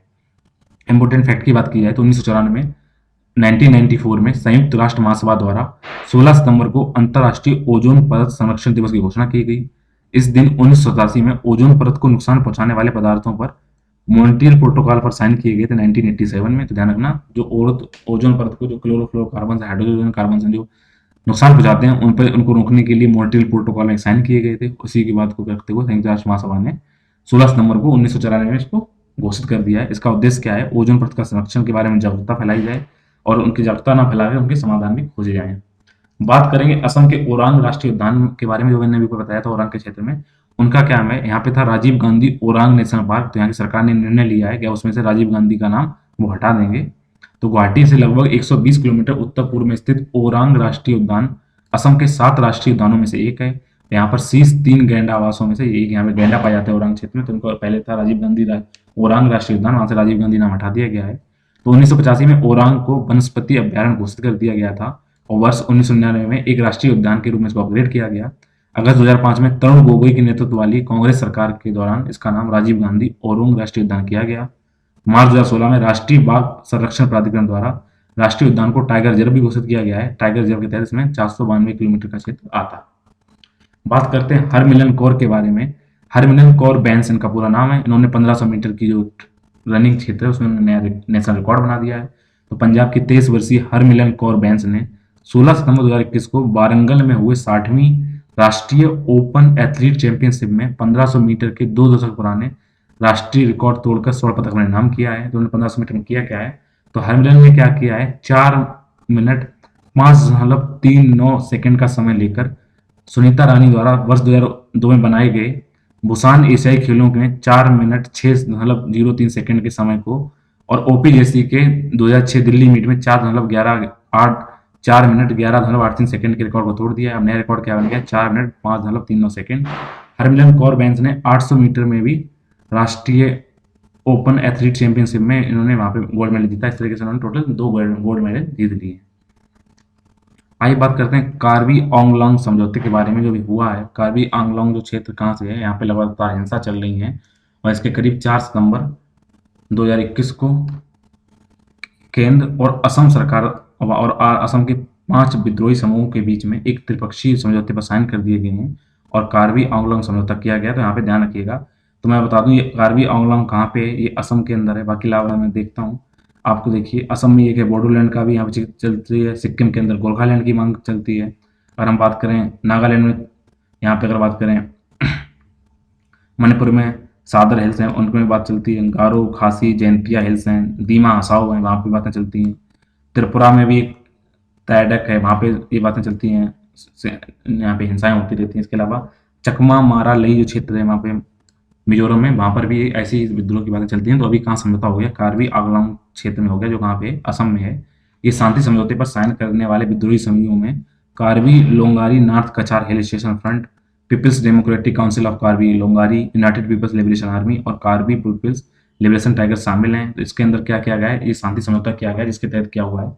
1000 से अधिक जो वहाँ पे सशस्त्र कैडर थे उन्होंने हिंसा छोड़कर समाज की मुख्य धारा में शामिल होने का कार्य किया है। उनके पुनर्वास का प्रावधान भी किया गया है। सरकार क्या करेगी? उनको 1000 करोड़ रुपए का विशेष विकास पैकेज दिया जाएगा। इस तरीके से वहां पर बात की जाएगी। अगर देखें कार्बी आंगलोंग के बारे में तो मध्य असम में स्थित कार्बी आंगलोंग राज्य का सबसे बड़ा जिला है। यहाँ कार्बी, दिमासा, बोडो, कुकी, हमार, तिबा, गारो, रेगमा, नागा आदि जातियां और आदिवासी समूह पाए जाते हैं। कार्बी संगठनों की मुख्य मांग है एक पृथक राज्य के गठन की बात करते हैं। तो वहां पे इनको अहिंसा करते हैं। तो कार्बी आंगलोंग जो स्वायत्त परिषद है उसका गठन भारतीय संविधान की 6ठी अनुसूची उसके तहत इसमें किया गया है। इस बात को आप ध्यान रखिएगा। हाल ही में international union for the conservation of nature अर्थात IUCN ने क्या किया हुआ है? एक सर्विलांस वॉच लिस्ट जारी की है। उन्होंने ये बोला है कि 28% प्रजातियां क्या है? विलुप्त होने के कार में पहुंच चुकी हैं। अगर इंपॉर्टेंट फैक्ट की बात की जाए इसमें तो उत्तरजीविता निगरानी सूची के लिए मूल्यांकन की गई लगभग 1,38,374 प्रजातियों में से लगभग 28% अब हमेशा के लिए क्या हुए? विलुप्ति के कगार पर खड़ी हुई हैं। पर्यावरण का जो पर्यावरण क्षेत्र उनका नुकसान हो रहा है, लगातार शिकार हो रहे हैं, अवैध व्यापार हो रहे हैं, जिसने क्या किया? दशकों से वैश्विक वन्य जीव आबादी को प्रभावित किया हुआ है और अब एक प्रत्यक्ष खतरे के रूप में जलवायु परिवर्तन का हम सामना लगातार कर रहे हैं। तो अगर आपने ये जो देख रहे हैं, ये जो बात ड्रैगन की जो देख रहे हैं, ये क्या है? ये इंडोनेशिया के कोमोडो ड्रैगन है को संकटग्रस्त के रूप में इन्होंने सूचीबद्ध कर दिया है। यह प्रजाति जलवायु परिवर्तन के प्रभावों से खतरे में है और अगले 45 वर्षों में समुद्र के बढ़ते स्तर के कारण इसके छोटे पर्यावास में लगभग 30% की कमी होने की संभावना है, क्योंकि लगातार टेम्परेचर बढ़ रहा है जलवायु परिवर्तन के कारण। दुनिया की सबसे बड़ी जीवित इस टाइम जो छिपकलियों में से एक है कोमोडो ड्रैगन। केवल विश्व विरासत स्थल कोमोडो नेशनल पार्क उसके आसपास पाई जाती है। ध्यान रखना, अगर आपसे क्वेश्चन आता है कोमोडो नेशनल पार्क कहाँ स्थित है? कोमोडो नेशनल पार्क कहाँ स्थित है? इंडोनेशिया में, जो कि सबसे बड़ी छिपकली यहाँ पे पाई जाती है, जो कि ये मैंने आपको दिखा दी है। ठीक है, विशेषज्ञों द्वारा अगर मूल्यांकन की बात की जाए तो 1200 शार्क और रे प्रजातियों में से लगभग 37% विलुप्त होने के खतरे पर खड़ी हैं। बात करते हैं सितंबर माह के दूसरे इंपॉर्टेंट डेट के बारे में, वो 14 सितंबर। इस टाइम मनाया जाता है हिंदी दिवस। तो 14 सितंबर 1949 को संविधान सभा ने देवनागरी में लिखी गई हिंदी को देश की आधिकारिक भाषा के रूप में बनाया था। इसका उद्देश्य हिंदी भाषा को बढ़ावा देना और हिंदी को मातृभाषा के रूप में प्रसारित करना था। तो ध्यान रखना, हिंदी दिवस कब मनाया जाता है? वो 14 सितंबर को मनाया जाता है। ठीक है। हिंदी दुनिया में व्यापक रूप से बोली जाने वाली भाषाओं में से एक है। यहाँ लगभग 42 करोड़ से अधिक लोग पहली भाषा क्या है? हिंदी है। ठीक है, पूरे विश्व में। उत्तर प्रदेश में मातृभूमि योजना चालू की गई है। तो ध्यान रखना, अगर क्वेश्चन आए मातृभूमि योजना कहाँ चालू की गई उत्तर प्रदेश में, अगर लिंक की देखा जाए तो सहभागी ग्रामीण अर्थव्यवस्था अर्थात पार्टिसिपेटरी रूरल इकोनॉमी और बुनियादी ढांचे को मजबूत करने के उद्देश्य से, यानी वहाँ पे लोग सहयोग आए, पार्टिसिपेट करें और बुनियादी ढांचे को विकसित करने में हेल्प करें, उसके लिए उत्तर प्रदेश के मुख्यमंत्री आदित्य योगी नाथ जी ने 15 सितंबर 2021 को उत्तर प्रदेश मातृभूमि योजना की शुरुआत की घोषणा की है। इस योजना में क्या किया है? बाबा परदादा को समर्पित आप सड़क का निर्माण नाम कर सकते हैं। लागत की आप आधी राशि दीजिए, आपके नाम हो जाएगा, बाकी राशि आपको उत्तर प्रदेश सरकार देगी। स्टेडियम, अग्निशमन केंद्र भी इसमें बनवाए जाएंगे। इसके तहत प्रत्येक व्यक्ति को गांव के बुनियादी ढांचे के विकास में विभिन्न कार्यों में सीधे भाग लेने का मौका मिलेगा। इस प्रोजेक्ट की कुल लागत का 50% सरकार वहन करेगी, जबकि लगभग आधा 50% रुपया वो वहाँ पे योगदान करने वाले जो वॉलंटियर लोग हैं वो उसमें शामिल करें। बदले में उनको क्या मिलेगा? जो परियोजनाएं होंगी तो जिस व्यक्ति के नाम पे चाहते हैं, उनकी इच्छा से उस व्यक्ति का, जैसे आप चाहते हैं आपके गांव की सड़क आपके बाबा के नाम हो जाए, उनके नाम हो जाएगा, 50% उसमें कर दीजिए। तो मुख्यमंत्री ने ग्रामीण विकास और पंचायती राज विभागों को नई योजना के औपचारिक शुभारंभ करने के लिए एक कार्य योजना प्रस्तुत करने को भी कहा है। बात करते हैं लद्दाख ने घोषित की राजकीय पशु और राजकीय पक्षी के बारे में, क्योंकि इंपोर्टेंट ध्यान रखना कि पशु पक्षी नाम याद रख लेना, ये कहीं ना कहीं पेपर में जरूर आपसे टकराएंगे, 1 नंबर या 2 नंबर में। तो केंद्र शासित प्रदेश जो बन चुका है लद्दाख, इसको जम्मू एंड कश्मीर से हटाया गया है, काट कर नया केंद्र शासित प्रदेश बनाया गया, उसको भी यूटी बना दिया गया JNK को। तो 1 सितंबर 2021 को जो स्नो लेपर्ड है यानी हिम तेंदुआ है को राज्य पशु और काली गर्दन वाली सारस अर्थात ब्लैक नेक्ड क्रेन है उसको राजकीय पक्षी घोषित कर दिया गया है। तो हिम तेंदुआ इस तरीके से दिखता है और काली गर्दन वाला सारस कुछ इस तरीके से दिखाई पड़ता है। तो हिम तेंदुआ, जिसका वैज्ञानिक नाम पैंथर यूनिका है, जिनकी संख्या पूरे विश्व में लगातार घट रही है, को international union for conservation of nature ने रेड लिस्ट में अति संवेदनशील रूप में घोषित किया हुआ है। वफादार जोड़े के रूप में जानने वाले काले गर्दन के सारस को भारत में केवल लद्दाख के चांगथांग क्षेत्र में पाया जाता है। इसका वैज्ञानिक नाम ग्रस निग्रोकोलिस है। इसे international union for conservation of nature अर्थात IUCN ने रेड लिस्ट में नियर थ्रेटेंड के सूचीबद्ध किया हुआ है, और जो कि इसको जो हिम तेंदुआ उसको किस में किया, वल्नरेबल में घोषित किया है। आइए बात करते हैं अंतर्राष्ट्रीय लोकतंत्र दिवस के बारे में। जैसे हम भारत का स्वतंत्रता दिवस 15 अगस्त को मनाते हैं, इसलिए इसी तरीके से इंटरनेशनल डे ऑफ डेमोक्रेसी कब मनाया जाता है? 15 सितंबर को मनाया जाता है। तो वर्ष 2021 की थीम है strengthening democratic resilience in the face of future crisis, भविष्य के संकटों की स्थिति में लोकतांत्रिक लचीलेपन को मजबूती करना। यह दिवस दुनिया में लोकतंत्र की स्थिति को समीक्षा करने का अवसर प्रदान करता है कि वो देखते हैं पूरे बड़े लोकतंत्र स्थितियां कैसी चल रही हैं। इसे 2007 में संयुक्त राष्ट्र महासभा द्वारा घोषित किया गया है। बात करते हैं मणिपुर की अनूठी हाथी मिर्च और तामेंग लोंग संतरे ने हासिल किया GI टैग के बारे में। तो आपसे क्वेश्चन आ जाएगा कि हाथी मिर्च किस राज्य में पाई जाती है, क्योंकि इसको GI टैग मिल गया है, या तामेंग लोंग संतरे कहाँ पाए जाते हैं? कहाँ पाए जाते हैं? मणिपुर में। ठीक, उत्तर पूर्वी के नीचे मिजोरम, मिजोरम से ऊपर है मणिपुर। तो सितंबर 2021 में मणिपुर के उखरुल जिले में पाई जाने वाली और अपने अनोखे स्वाद के लिए प्रसिद्ध हाथी मिर्च और तामेंग लोंग संतरे को भौगोलिक संकेतक प्रदान किए गए हैं। अगर हाथी मिर्च की बात की जाए तो इसे आमतौर पर सिरारा खोंग मिर्च के रूप से जाना जाता है। ये केवल सिरारा खोंग गांव की जलवायु परिस्थितियों में ही अच्छी तरह से उगती है, जो इम्फाल से लगभग, मणिपुर की राजधानी इम्फाल है, वहां से 66 किलोमीटर दूरी पर स्थित है। उखरुल जिले में सिरारा खोंग गांव में स्थानीय लोग इसे भगवान का उपहार मानते हैं, क्योंकि केवल उन्हीं के गांव में उगती है। तो सिरारा खोंग हाथी मिर्च को बढ़ावा देने के लिए अगस्त में मणिपुर के एक वार्षिक उत्सव का आयोजन भी किया जाता है। अगर हम देखें सर तो सिरांगा खोंग या हाथी मिर्च इस तरीके से लाल चटक दिखाई पड़ती है, इतना लगता है जैसे पॉलिश कर दी हो। और जो संतरे हैं तामेंग लोंग संतरा, वो कुछ इस तरीके दिखाई पड़ता है। तो तामेंग लोंग संतरा ये आकार में बड़ा होता है, जिसका औसत वजन लगभग होता है लगभग 250 ग्राम, यानी 232 ग्राम की होता है। यह एक मीठे और खट्टे स्वाद वाला अनोखा संतरा है। इसमें क्या होता है, रस बहुत अधिक होता है, लगभग 45% इसके अंदर रस पाया जाता है, और एक एस्कॉर्बिक एसिड में समृद्ध होता है। ये ज्यादातर तामेंग लोंग जिले में पाया जाता है। जैसे मणिपुर के संतरे की कटोरी यानी मणिपुर ऑरेंज जो बाउल है वो किसको बोला जाता है? वो बोला जाता है तामेंग लोंग को, उसके रूप में इसको जाना जाता है। अगर अन्य फैक्ट की बात की जाए तो वर्ष 2020 में अपनी विशेष सुगंध के लिए मणिपुर के जो काले चावल उनको GI टैग हासिल किया गया था। इससे पहले उखरुल जिले में कछाई गांव में उगाई जाने वाली नींबू की अनूठी किस्म जिसका नाम है कछाई नींबू, तो वहाँ पे यानी जीआई टैग मिला था मणिपुर में काले चावल, कछाई नींबू, उसके बाद में तामेंगलोंग संतरा और हाथी मिर्च, ये जीआई टैग आए हुए हैं। बात करते हैं भारत का पहला स्वदेशी रूप से निर्मित उच्च राख कोयला गैसीकरण आधारित मेथनॉल उत्पादन संयंत्र के बारे में। तो 9 सितंबर 2021 को नीति आयोग के अनुसार हैदराबाद में स्थित हैवी इलेक्ट्रिक लिमिटेड यानी BHEL Bharat heavy electronic limited के अनुसंधान और विकास केंद्र में भारत का पहला स्वदेशी उच्च राख कोयला गैसीकरण आधारित मेथनॉल उत्पादन संयंत्र high ash coal gasification based methanol production plant design किया गया है। ये बात है भारत का पहला स्वदेशी उच्च राख कोयला आधारित गैसीकरण के बारे में। इसका इंपोर्टेंट फैक्ट की बात की जाए तो भारत हैवी इलेक्ट्रॉनिक लिमिटेड ने इसको लॉन्च किया, इसको बनाया है। तो ध्यान रखना, तो मेथनॉल इसमें क्या होता है, इसमें इसमें उत्पादित जो कच्चा मेथनॉल है उसकी शुद्धता कितनी होती है, वो 98 से 99.5% होती है। तो मेथनॉल है क्या, इसका उपयोग क्यों इंपॉर्टेंट है कि क्या करते हैं, आप क्या करेंगे, जो भी आप डीजल डालते हैं और या फिर जो भी पेट्रोल डालते हैं उसमें मिलाकर आप क्या करते हैं, ईंधन के रूप में इसको उपयोग कर सकते हैं। तो मिथाइल का उपयोग डाई मिथाइल ईथर अर्थात DME के उत्पादन के रूप में किया जाता है। एक तरल ईंधन है यानी कि लिक्विड है जो डीजल की तरह होता है। मौजूदा जितने डीजल इंजन है उनको डीजल की जगह डाई मिथाइल ईथर का उपयोग करने के लिए मामूली रूप से बदल करने की जरूरत होगी और वो मेथनॉल डालकर भी उनको चलाया जा सकता है। बात करते हैं सारागढ़ी युद्ध के बारे में। तो 12 सितंबर को इनकी 124वीं वर्षगांठ मनाई गई है। सारागढ़ी युद्ध आप समझ जाएंगे, इस युद्ध में क्या हुआ है। जैसे दुनिया के जितने सैन्य इतिहास में आज तक जितने युद्ध हुए हैं तो अंतिम क्षेत्र यानी कि बॉर्डर पे जो अभी तक जो बॉर्डर पे सीमा पे लड़ाई लड़ी गई है उनमें सबसे बेहतरीन और अंतिम मोर्चे पे लड़े गए बहुत ही महान युद्धों में से एक माना जाता है। ये हुआ कि 12 सितंबर 1897 ये ब्रिटिश इंडियन आर्मी यानी कि ब्रिटिश की आर्मी थी, जिसमें कौन थे, इंडियन सिख थे। तो उन 21 सिखों ने लगभग 10,000 अफगानों के बीच इसका युद्ध लड़ा था।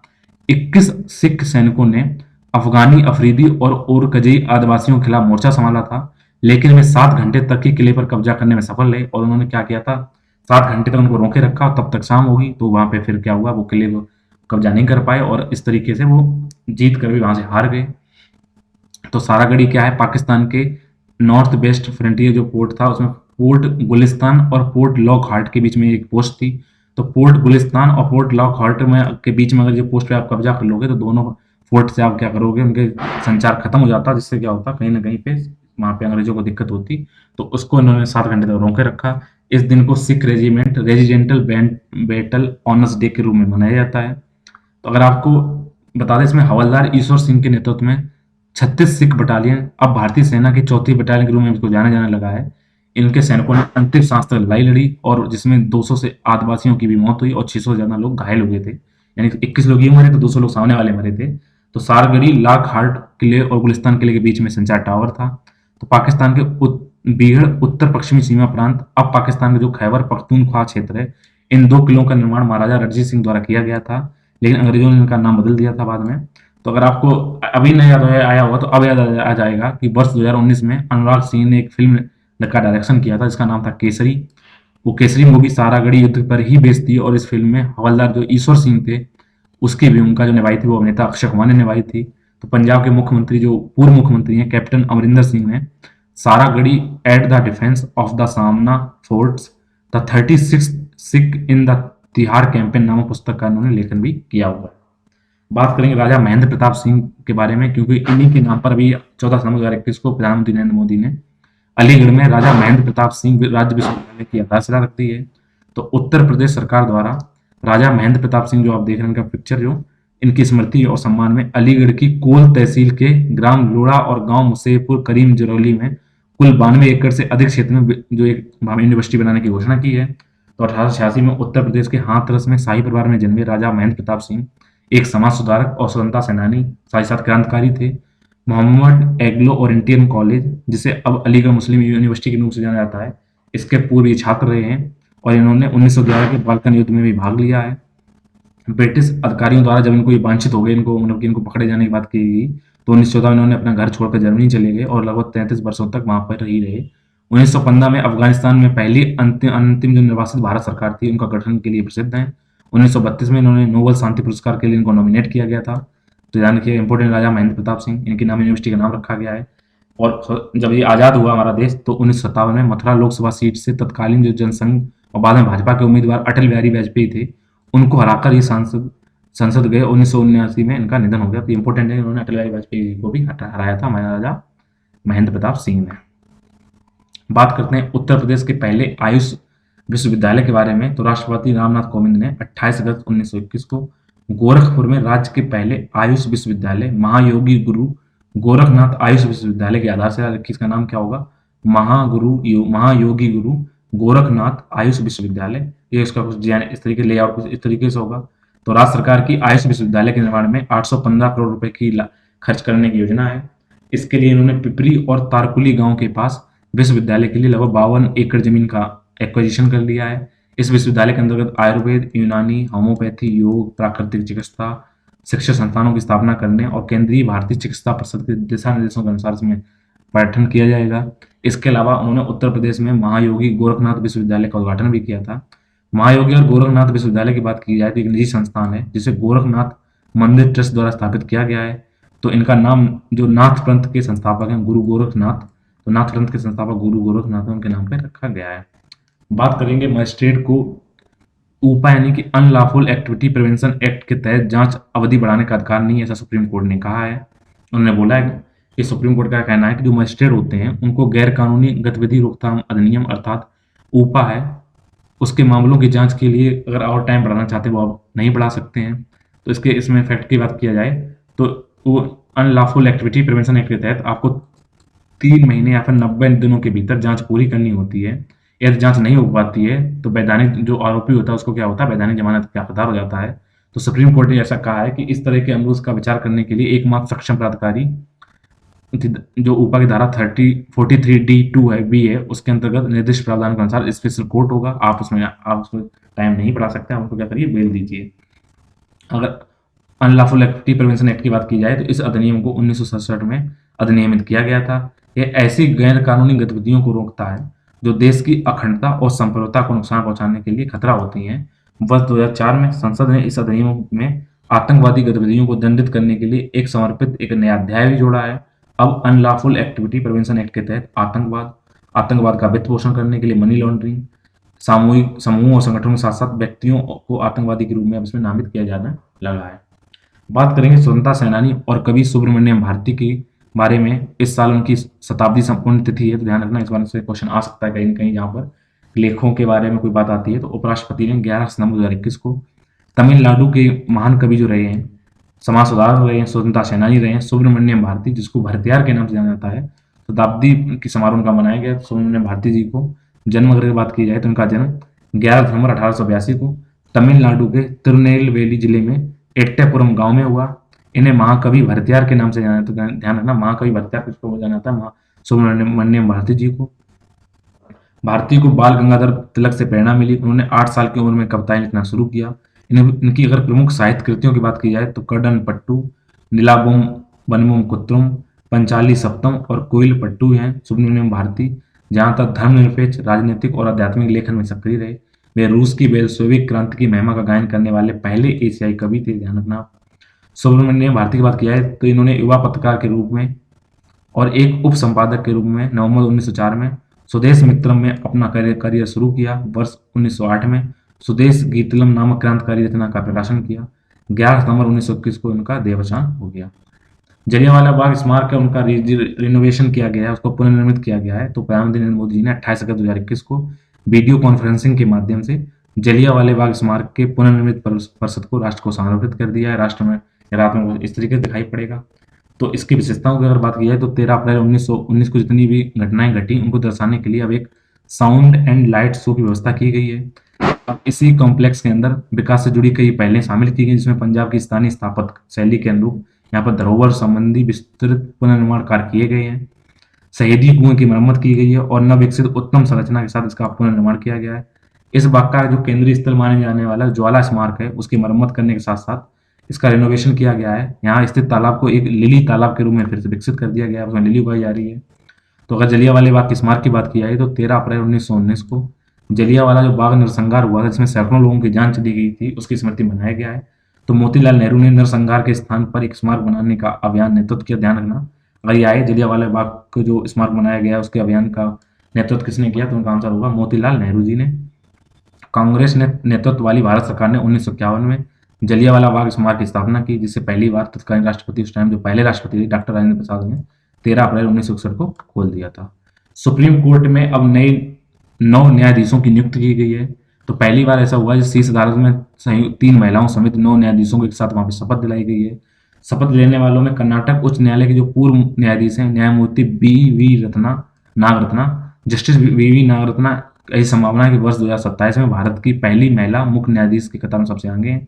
इनमें जो लोग हैं जस्टिस वाई सारे justice V V Nagarathna, Hema Kohli, Birla Trivedi, A S Oka, Vikram Nath, J K Maheshwari, justice C T Ravi Kumar, M M Sundaram और पी एस नरसिम्हा इसमें शामिल हैं। अन्य महिला न्यायाधीशों जिन्हें सीधा प्रमोशन मिला है न्यायमूर्ति बेला एम त्रिवेदी और हेमा कोहली शामिल हैं।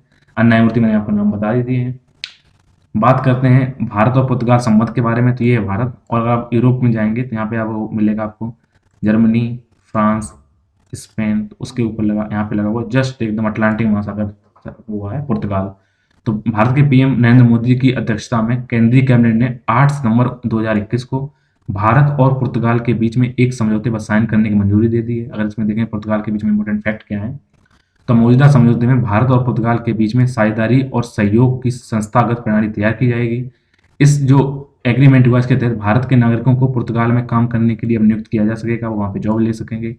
समझौते के तहत एक संयुक्त समिति का गठन किया जाएगा जो उसके क्रियान्वयन को देखरेख करेगी। पुर्तगाल के साथ समझौते पर साइन हो जाने से यूरोपीय संघ के एक सदस्य देश में भारतीय प्रवासी कामगारों को एक नया ठिकाना बन जाएगा। अब आप पुर्तगाल के होते हुए यूरोपीय संघ के और देशों में जा सकते हैं क्योंकि वहां पर पुर्तगाल उसका हिस्सा है। बात करेंगे इंडिया रैंकिंग 2021 के बारे में। तो इस टाइम रखना, इस टाइम हमारे शिक्षा मंत्री कौन है? धर्मेंद्र प्रधान है। इन्होंने 9 सितंबर 2021 को नई दिल्ली में राष्ट्रीय संस्थागत रैंकिंग फ्रेमवर्क इंडिया रैंकिंग 2021 जारी की है। तो इंडिया रैंकिंग 2021 में भारत के उच्च शिक्षा संस्थानों में लगातार इसका छठा संस्करण है। इसकी शुरुआत वर्ष 2016 में की गई थी। तो आईआईटी मद्रास ने लगातार तीसरे वर्ष सभी श्रेणियों के साथ साथ इंजीनियरिंग में पहला स्थान। तो नंबर 1 पे कौन है? आईआईटी मद्रास।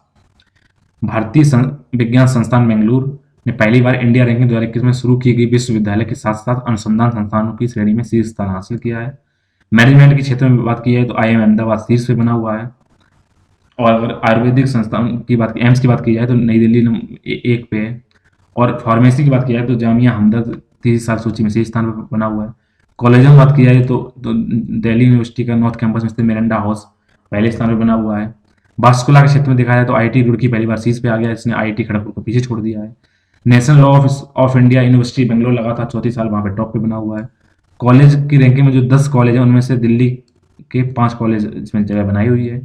अगर आप डेंटल चिकित्सा की बात करें तो Manipal college of dental science ने इसमें पहला स्थान हासिल किया। तो ध्यान रखना, इसमें ओवरऑल रैंकिंग मिलती है कॉलेज के हिसाब से, मेडिकल के हिसाब से, law, architecture, dental, pharmacy, management, engineering, university के हिसाब से इसमें रैंकिंग प्रदान की जाती है। किससे? National institutional ranking framework, ministry of NIRF यानी नेशनल इंस्टीट्यूशनल रैंकिंग फ्रेमवर्क, जो मिनिस्ट्री ऑफ एजुकेशन के अंतर्गत आता है। इस टाइम शिक्षा मंत्री धर्मेंद्र प्रधान। राष्ट्रीय राजमार्ग पर जो नेशनल हाईवे है उसमें भारत में पहली बार आपातकालीन लैंडिंग की सुविधा शुरू की गई है। तो भारत के रक्षा मंत्री राजनाथ सिंह और सड़क परिवहन और राजमार्ग मंत्री जो नितिन गडकरी जी हैं उन्होंने संयुक्त रूप से 9 सितंबर वर्ष 2021 को राजस्थान के बाड़मेर के पास, ध्यान रखना राजस्थान के कहाँ पे? बाड़मेर के पास राष्ट्रीय राजमार्ग 925A पर सट्टा गंधर्व खंड पर भारतीय वायुसेना के लिए आपातकालीन लैंडिंग सुविधा का उद्घाटन किया है। तो ध्यान रखना, आप बोलोगे राजस्थान का बाड़मेर क्षेत्र क्यों चुना? क्योंकि यहाँ पर ही ज्यादातर हमारे अटैक होने की संभावना होती है पाकिस्तान साइड, तो वहाँ पर ही हम क्या करेंगे? आपातकालीन लैंडिंग की सुविधा बनाएंगे जिससे हमारे क्या हो वहाँ पे अचानक से जो हमारे हवाई जहाज हैं, जो लड़ाकू जहाज हैं, अचानक वहाँ उतर सकें और वहाँ पे हवाई पट्टी अगर कोई दिक्कत होती है यहाँ पे लैंड कर सकें। इन दोनों मंत्रियों की सुविधा का उद्घाटन करने के लिए C-130J विमान के बाड़मेर से यात्रा की। ये पहली बार है जब भारतीय वायुसेना के विमानों की आपात लैंडिंग के लिए किसी राष्ट्रीय राजमार्ग का इस्तेमाल किया गया है। ये लैंडिंग स्ट्रिप भारतीय वायुसेना के सभी प्रकार के विमानों की लैंडिंग सुविधा प्रदान करेगी। ये भारतीय राष्ट्रीय राजमार्ग प्राधिकरण नेशनल हाईवे 925A सट्टा गंधम के 41,430 किलोमीटर से 44,430 किलोमीटर के 3 किलोमीटर लंबे हिस्से को भारतीय वायुसेना के लिए आपातकालीन लैंडिंग इसमें सुविधा प्रदान की गई है। ठीक है, इस इमरजेंसी लैंडिंग सुविधा के अलावा यहाँ पर वायुसेना भारतीय सेना की जरूरतों को ध्यान में रखते हुए कुंदनपुरा, सिंगानिया और भाखा जो गांव है उनमें 100 x 30 मीटर आकार के 3 हेलीपैड भी वहां पे बनाए गए हैं। बात करेंगे दुनिया के सबसे नॉर्थ आइलैंड के बारे में। तो अगस्त 2021 में डेनमार्क के आर्कटिक शोधकर्ताओं के दल का कहना है कि उन्होंने ग्रीनलैंड के तट पर स्थित दुनिया के सबसे उत्तरी द्वीप की खोज की है। तो कोपेनहेगन विश्वविद्यालय के वैज्ञानिकों ने शुरू में सोचा था कि वे जुलाई के लिए एक अभियान के दौरान नमूने एकत्रित करने के लिए 1978 में डेनिश सर्वेक्षण टीम के द्वारा खोजे गए द्वीप ओडाक मतलब कि वहां गए थे, तो वो ओडाक पहुंच गए हैं। तो ये बोल रहे हैं जो ओडाक क्षेत्र है, जो 780 metre north west of the island, जिस ओडाक है उसको बोला गया है। अब ये सबसे उत्तरी उत्तर उत्तर जो है आइलैंड है, कहाँ सबसे उत्तरी द्वीप है ओडाक, ये ध्यान रखना, ग्रीनलैंड के उत्तर में है। तो अब क्या होगा, वो गए कहाँ पे थे, वो गए थे ओडाक पे पहुंच गए। उन्होंने पहले अनदेखे द्वीप पे पहुंचे, तो ओडाक उत्तरी ध्रुव के 700 किलोमीटर, यहाँ पे जो गलती हो गई, यहाँ 780 जो है दक्षिण में, जबकि नया द्वीप जो ओडाक है वो 780 मीटर उत्तर में है। तो ये लगभग 30 बाई 60 मीटर आकार का है और समुद्र से लगभग 3 से 4 मीटर ऊपर स्थित है। यह समुद्र जो ओडाक, ध्यान रखना, सबसे उत्तरी द्वीप कौन सा बताया जा रहा है, ओडाक बताया जा रहा है, ठीक है। यह समुद्र स्तर पर पाए जाने वाले कीचड़ मिट्टी चट्टानों से बना हुआ है और यहाँ पर कोई वनस्पति नहीं है, बस केवल एक द्वीप के मानदंड पूरा करता है। ये जो सर्च की टीम थी, उनके खोज के जलवायु परिवर्तन का परिणाम नहीं माना गया और द्वीप का नाम क्यू कार्टा अवनारेलक रखने का प्रस्ताव दिया गया, जिसका अर्थ ग्रीनलैंड भाषा में सबसे उत्तरी द्वीप है। ग्रीनलैंड एक विशाल स्वायत्त आर्कटिक क्षेत्र है जो डेनमार्क के अंतर्गत आता है। ध्यान रखना, ग्रीनलैंड पर किस क्षेत्र का हिस्सा है, वो डेनमार्क का है। डेनमार्क की राजधानी है कोपेनहेगन और उसके यहाँ पे बात की गई है किसकी, ओडाक के बारे में बात की जा रही है। इसका नाम इसे कह रहे हैं क्यूकल्टा अवनार लेक रख दें, ठीक है। हो सकता है क्यूकल्टा अवनार लेक नाम आ जाए, ध्यान रखिएगा। बात करेंगे भारत का पहला डुगोंग संरक्षण रिजर्व के बारे में। सितंबर 2021 में तमिलनाडु सरकार ने घोषणा की है कि वह पाक खाड़ी, यानी कि जो भारत और श्रीलंका के बीच में है, वहां पर भारत का पहला डुगोंग संरक्षण रिजर्व स्थापित करने की योजना बना रही है। यह 500 वर्ग किलोमीटर का क्षेत्र होगा। ध्यान रखना, पाक खाड़ी जो पाक स्टेट है वो कहाँ पे है, भारत और श्रीलंका के बीच में। तो डुगोंग की बात की जाए तो इसका वैज्ञानिक नाम डुगोंग डिगोन है। इसको समुद्री गाय भी कहा जाता है क्योंकि ये शाकाहारी है और स्तनपायी, तो एक तरह की मछली है। तो डुगोंग शाकाहारी मछली है। ये इसकी देखा तो 3 मीटर तक लंबी होती है, उसका वजन लगभग 300 किलोग्राम यानी 3 क्विंटल इसका वजन है। ये लगभग 65 से 70 साल तक इसका जीवन है। ये समुद्री घास खाती है और जब सांस लेना होता है तो ये क्या करती है, ये सतह पर आती है। ये लगभग 30 से अधिक देशों में पाई जाती है। भारत में मन्नार की खाड़ी, कच्छ की खाड़ी, पाक की खाड़ी और अंडमान और निकोबार देशों में पाई जाती है। ध्यान रखना, मन्नार की खाड़ी और कच्छ खाड़ी भारत और मन्नार की खाड़ी और पाक खाड़ी कहाँ पे, भारत और श्रीलंका के बीच में स्थित है। अगर इसका संरक्षण देखें तो IUCN की जो रेड लिस्ट है उसमें इसको असंवेदनशील घोषित किया गया है। साइट की परिशिष्ट 1 में शामिल है। 1972 की भारतीय वन्यजीव अधिनियम सूची की 1 में इसको संरक्षित किया गया है। इसलिए इसके मांस पर इसके जो शिकार है उसके मांस खरीदने पर रोक लगी है। अगर खतरे देखें तो खतरे हैं क्या, इसमें विकास गतिविधियों के कारण समुद्र घास जो पर्यावरण से उसको नुकसान हो रहा है, लगातार वाटर का पोल्यूशन हो रहा है और तटीय पारिस्थितिकी तंत्र है उसमें क्षरण में धीमी गति से चलने वाले जानवरों के लिए इसमें जीवन कठिन बना दिया। वो धीरे धीरे चलती है तो इसमें वहाँ पर वो सर्वाइव करने में दिक्कत आ रही है। बात करेंगे प्राण पोर्टल के बारे में। प्राण की फुल फॉर्म हुई portal of regulation of air pollution in non attainment cities, ठीक। तो ध्यान रखना, प्राण जो पोर्टल है वो वायु प्रदूषण से संबंधित है। तो केंद्रीय पर्यावरण, वन और जलवायु परिवर्तन मंत्रालय जो भूपेंद्र यादव ने, उन्होंने राष्ट्रीय स्वच्छ वायु कार्यक्रम नेशनल क्लीन एयर प्रोग्राम के तहत गैर प्राप्त शहरों में वायु प्रदूषण के नियमन के लिए प्राण नामक पोर्टल शुरू किया है। जो गैर प्राप्ति वाले शहर हैं यानी नॉन अटेनमेंट सिटीज हैं, उनके लिए 5 साल की अवधि में राष्ट्रीय वायु गुणवत्ता मानकों को पूरा करने में विफल रहे हैं, तो उनको ऐसे इसमें शहर शामिल हैं। इस पोर्टल को प्राण.cpcb.gov.in शहर की वायु की गुणवत्ता योजना के कार्यान्वयन के लिए भौतिक और वित्तीय स्थिति पर नजर रखने के साथ साथ जनता को वायु गुणवत्ता पर सूचना प्रदान करने में सहायता करेगा। ये बात आप ध्यान रखना है। इसमें 2024 तक देश पर PM10 और PM 2.45 की सांद्रता में 20 से 30% कमी लाने का लक्ष्य रखा गया, किसमें, राष्ट्रीय स्वच्छ वायु कार्यक्रम के अंतर्गत रखा गया है, ध्यान रखिएगा। बात करेंगे BCG वैक्सीन के बारे में। तो ध्यान रखना, BCG वैक्सीन इस साल इंपॉर्टेंट है क्योंकि इसको क्या हुआ है, इस टीके को बने हुए 100 साल हो गए। तो ध्यान रखना, BCG जो वैक्सीन है वो किस पे काम करती है, ये टीबी यानी तपेदिक बीमारी के खिलाफ इसको लगाया जाता है। इसका फुल फॉर्म है बैसिलस कैलमेट ग्यूरिन। इसका पहली बार जो प्रयोग किया गया तब से आज तक इसको 100 वर्ष हो गए हैं। बैसिलस कैलमेटिन ग्यूरिन इसकी फुल फॉर्म है, इसको टीबी के खिलाफ लगाया था, इसको 100 वर्ष हो चुके हैं।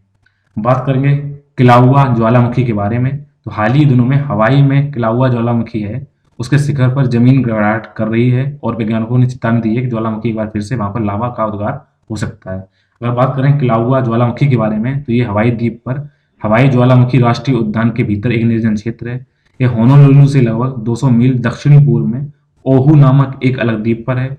दुनिया के सबसे सक्रिय ज्वालामुखी में से एक किलौआ ने अतीत में बिना किसी मैग्मा के सतह को तोड़े बिना इसी तरह का व्यवहार किया है। आखिरी बार जो किलौआ में कॉल्डेरा यानी कि जो क्रेटर जो गड्ढा बना है उसके दक्षिणी भाग में 1974 में विस्फोट हुआ था। 1952 से अब तक कुल 34 बार किलौआ में विस्फोट हो चुके हैं। 1983 से 2008 तक ये लगभग लगातार विस्फोट करता रहा है और कुछ मामलों में इसमें खेतों और घरों को ढकने वाले लावा भी यहाँ से निकला हुआ, ध्यान रखना। जब आप उत्तरी अमेरिका की बात करेंगे, यहाँ पे United state America Mexico city है, तो इसके अगर आप पश्चिम में जाएंगे तो यहाँ पे एक द्वीप है होनोलुलु, तो इसके साउथ में स्थित है, जिसकी हम बात कर रहे हैं किलाउआ जो आपने बात कर रहे हैं, ठीक है। ये दक्षिणी पूर्व में कौन सा किला हुआ, तो यहाँ किला हुआ कहाँ पे, लगभग इस जगह पे है, ठीक है, किला हुआ। ये इस तरीके से यहाँ पे विस्फोट हो रहे हैं। बात करेंगे भारत में कैबिनेट मंत्री को गिरफ्तार करने की प्रक्रिया के बारे में, आपने देखा होगा।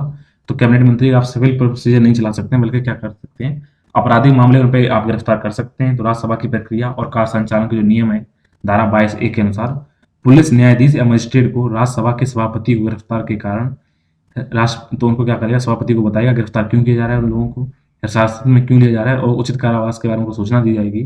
तो जो आपको पता चाहिए, जो क्रिमिनल कोर्ट है, जो प्रक्रिया संहिता है, उसके 135 के अनुसार संसद के मुख्य विशेषाधिकार जो दिए गए हैं 105 के संविधान के आर्टिकल 105 के अनुसार, तो दीवानी मामलों में उन्हें सदन में जारी रहने के दौरान और उसके शुरू के 40 दिन पहले और उसके 40 दिन बाद तक गिरफ्तार करने से छूट है। गिरफ्तारी की छूट का विशेषाधिकार आपराधिक मामलों या निवारक नजरबंदी के तहत नजरबंदी मामलों में नहीं है। तो ध्यान रखना, जो इनको प्रिविलेज दिए गए हैं सांसद को 105 की तरह, या विधानसभा में दिए गए 194 संविधान के आर्टिकल के थ्रू, वो किस में दिए गए हैं, वो आपको सिविल केस के थ्रू दिए गए हैं। लेकिन अगर आपको क्रिमिनल केस है तो आपको वहां पे सभापति को बताना होगा हम क्यों गिरफ्तार कर रहे हैं, और गिरफ्तार किया जा सकता है। जबकि सिविल केस में आपको जो कार्रवाई जिस टाइम सदन चल रहा है उस टाइम के 40 दिन पहले और 40 दिन बाद तक आप उसको गिरफ्तार नहीं कर सकते सिविल केस में, ठीक है।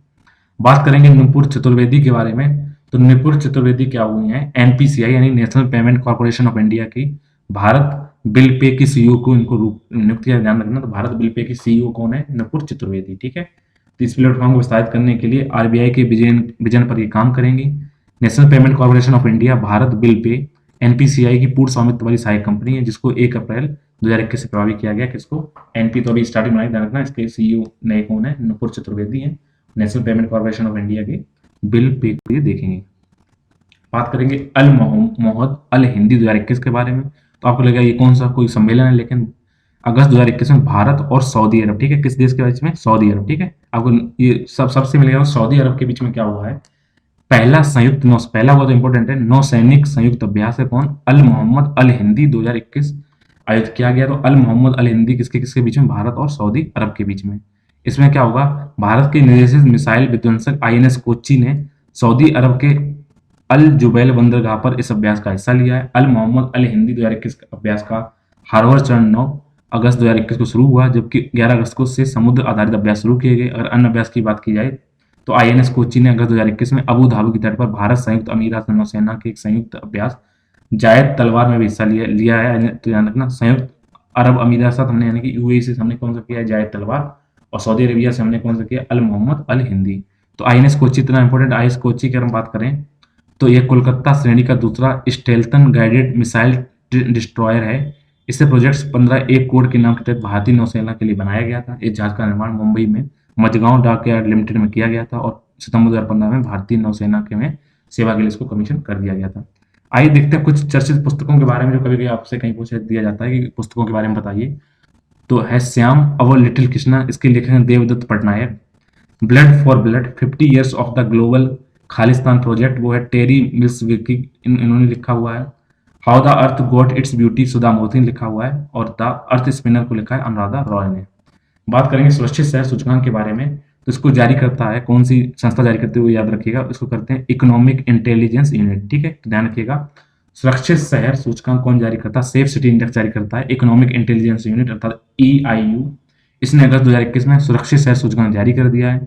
सूचकांक में 60 शहरों को डिजिटल सुरक्षा, स्वास्थ्य सुरक्षा, बुनियादी ढांचे सुरक्षा, व्यक्तिगत सुरक्षा और पर्यावरण सुरक्षा जैसे 5 क्षेत्रों को कवर करते हुए 76 संकेतकों पर रैंक प्रदान करते हैं। इसमें कौन कौन सुरक्षा शामिल है, डिजिटल, स्वास्थ्य, बुनियादी ढांचा, व्यक्तिगत और पर्यावरण, ठीक है।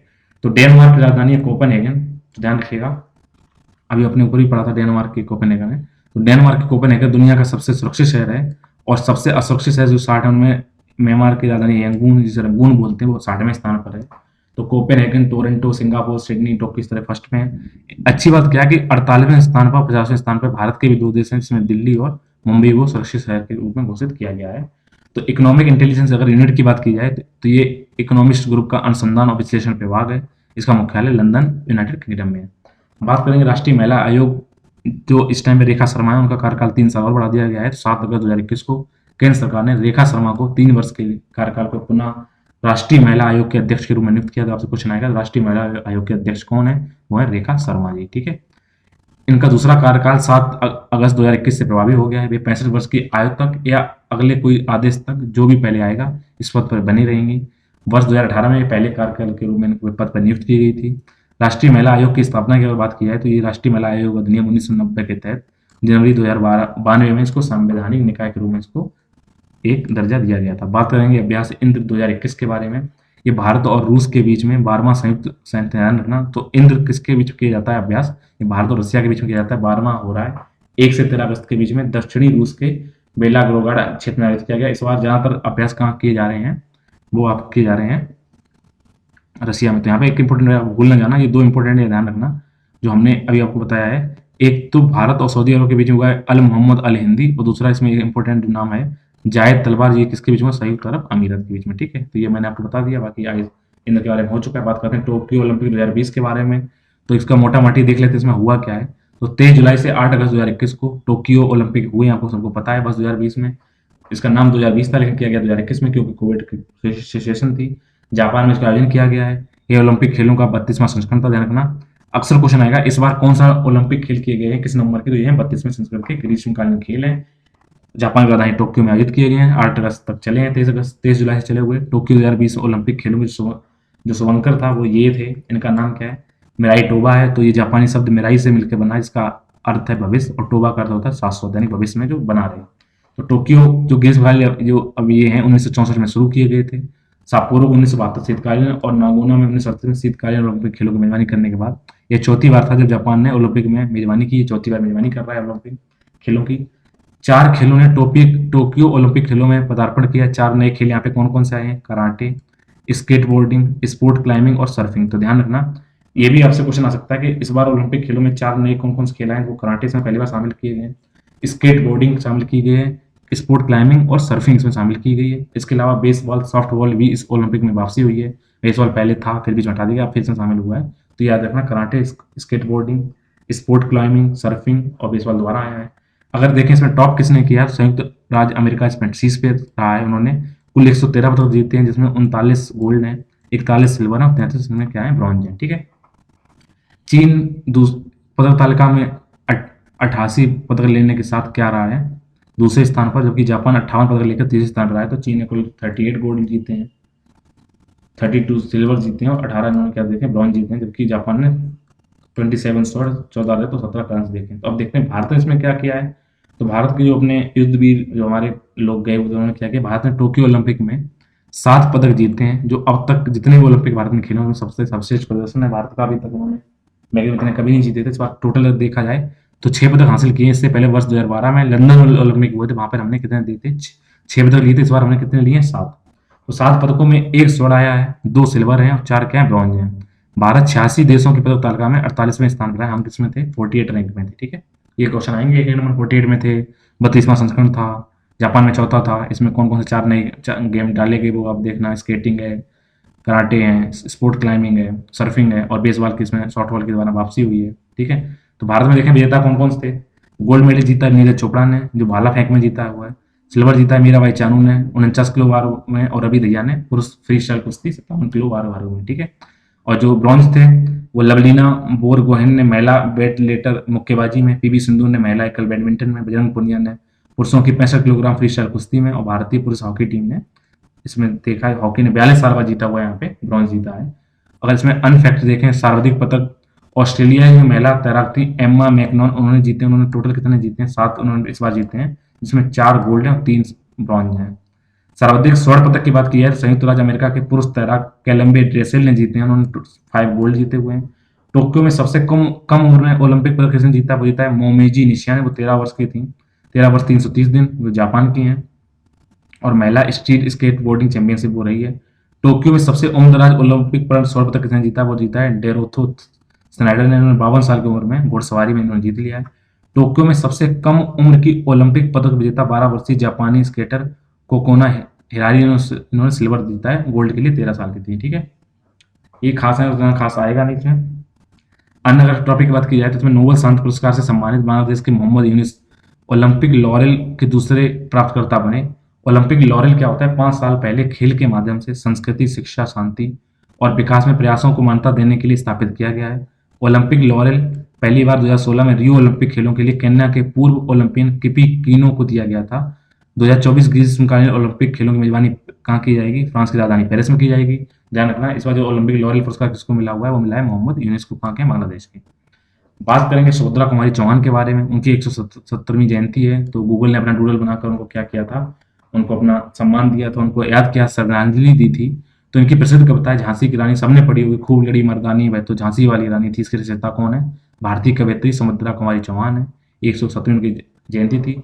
सुभद्रा कुमारी चौहान ने हिंदी कविता में कई रचनाएं लिखी, जिसमें झांसी की रानी उनकी सबसे प्रसिद्ध रचना थी, जो रानी लक्ष्मीबाई के जीवन का वर्णन करती हुई कविता है। सुभद्रा कुमारी के जन्म की बात की जाए तो 16 अगस्त 1904 को ये उत्तर प्रदेश के प्रयागराज, जो अब प्रयागराज है, पहले इलाहाबाद था, उसके निहालपुर गांव में इनका राजपुर परिवार में इनका जन्म हुआ। उनका विवाह 15 वर्ष की आयु में 1919 में खंडवा के ठाकुर लक्ष्मण सिंह चौहान के साथ हुआ। सुभद्रा उनके पति 1921 में महात्मा गांधी के असहयोग आंदोलन में शामिल हुए। वे नागपुर में आंदोलन में गिरफ्तार होने वाली पहली महिला सत्याग्रही थी। ध्यान रखना, सुभद्रा कुमारी चौहान पहली महिला सत्याग्रही थी, किसमें?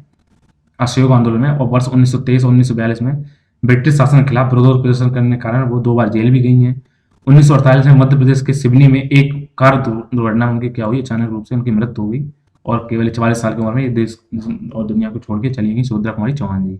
इसी के साथ सितंबर माह के जितने भी करंट अफेयर होते हैं वो सारे कंप्लीट होते हैं, और कोशिश मैंने की ज़्यादा से ज़्यादा करंट अफेयर को कवर किया जाए। फिर भी अगर उसमें कोई दिक्कत हो आप मुझे बताइएगा। अगर उसका पीडीएफ फॉर्म चाहते हैं तो आप उसको कमेंट बॉक्स में लिखिए। वरना आप जुड़े रहिए मेरे यूट्यूब चैनल आकांक्षा डीआई के साथ। मिलते हैं एक नई वीडियो नए टॉपिक के साथ, तब तक के लिए थैंक यू।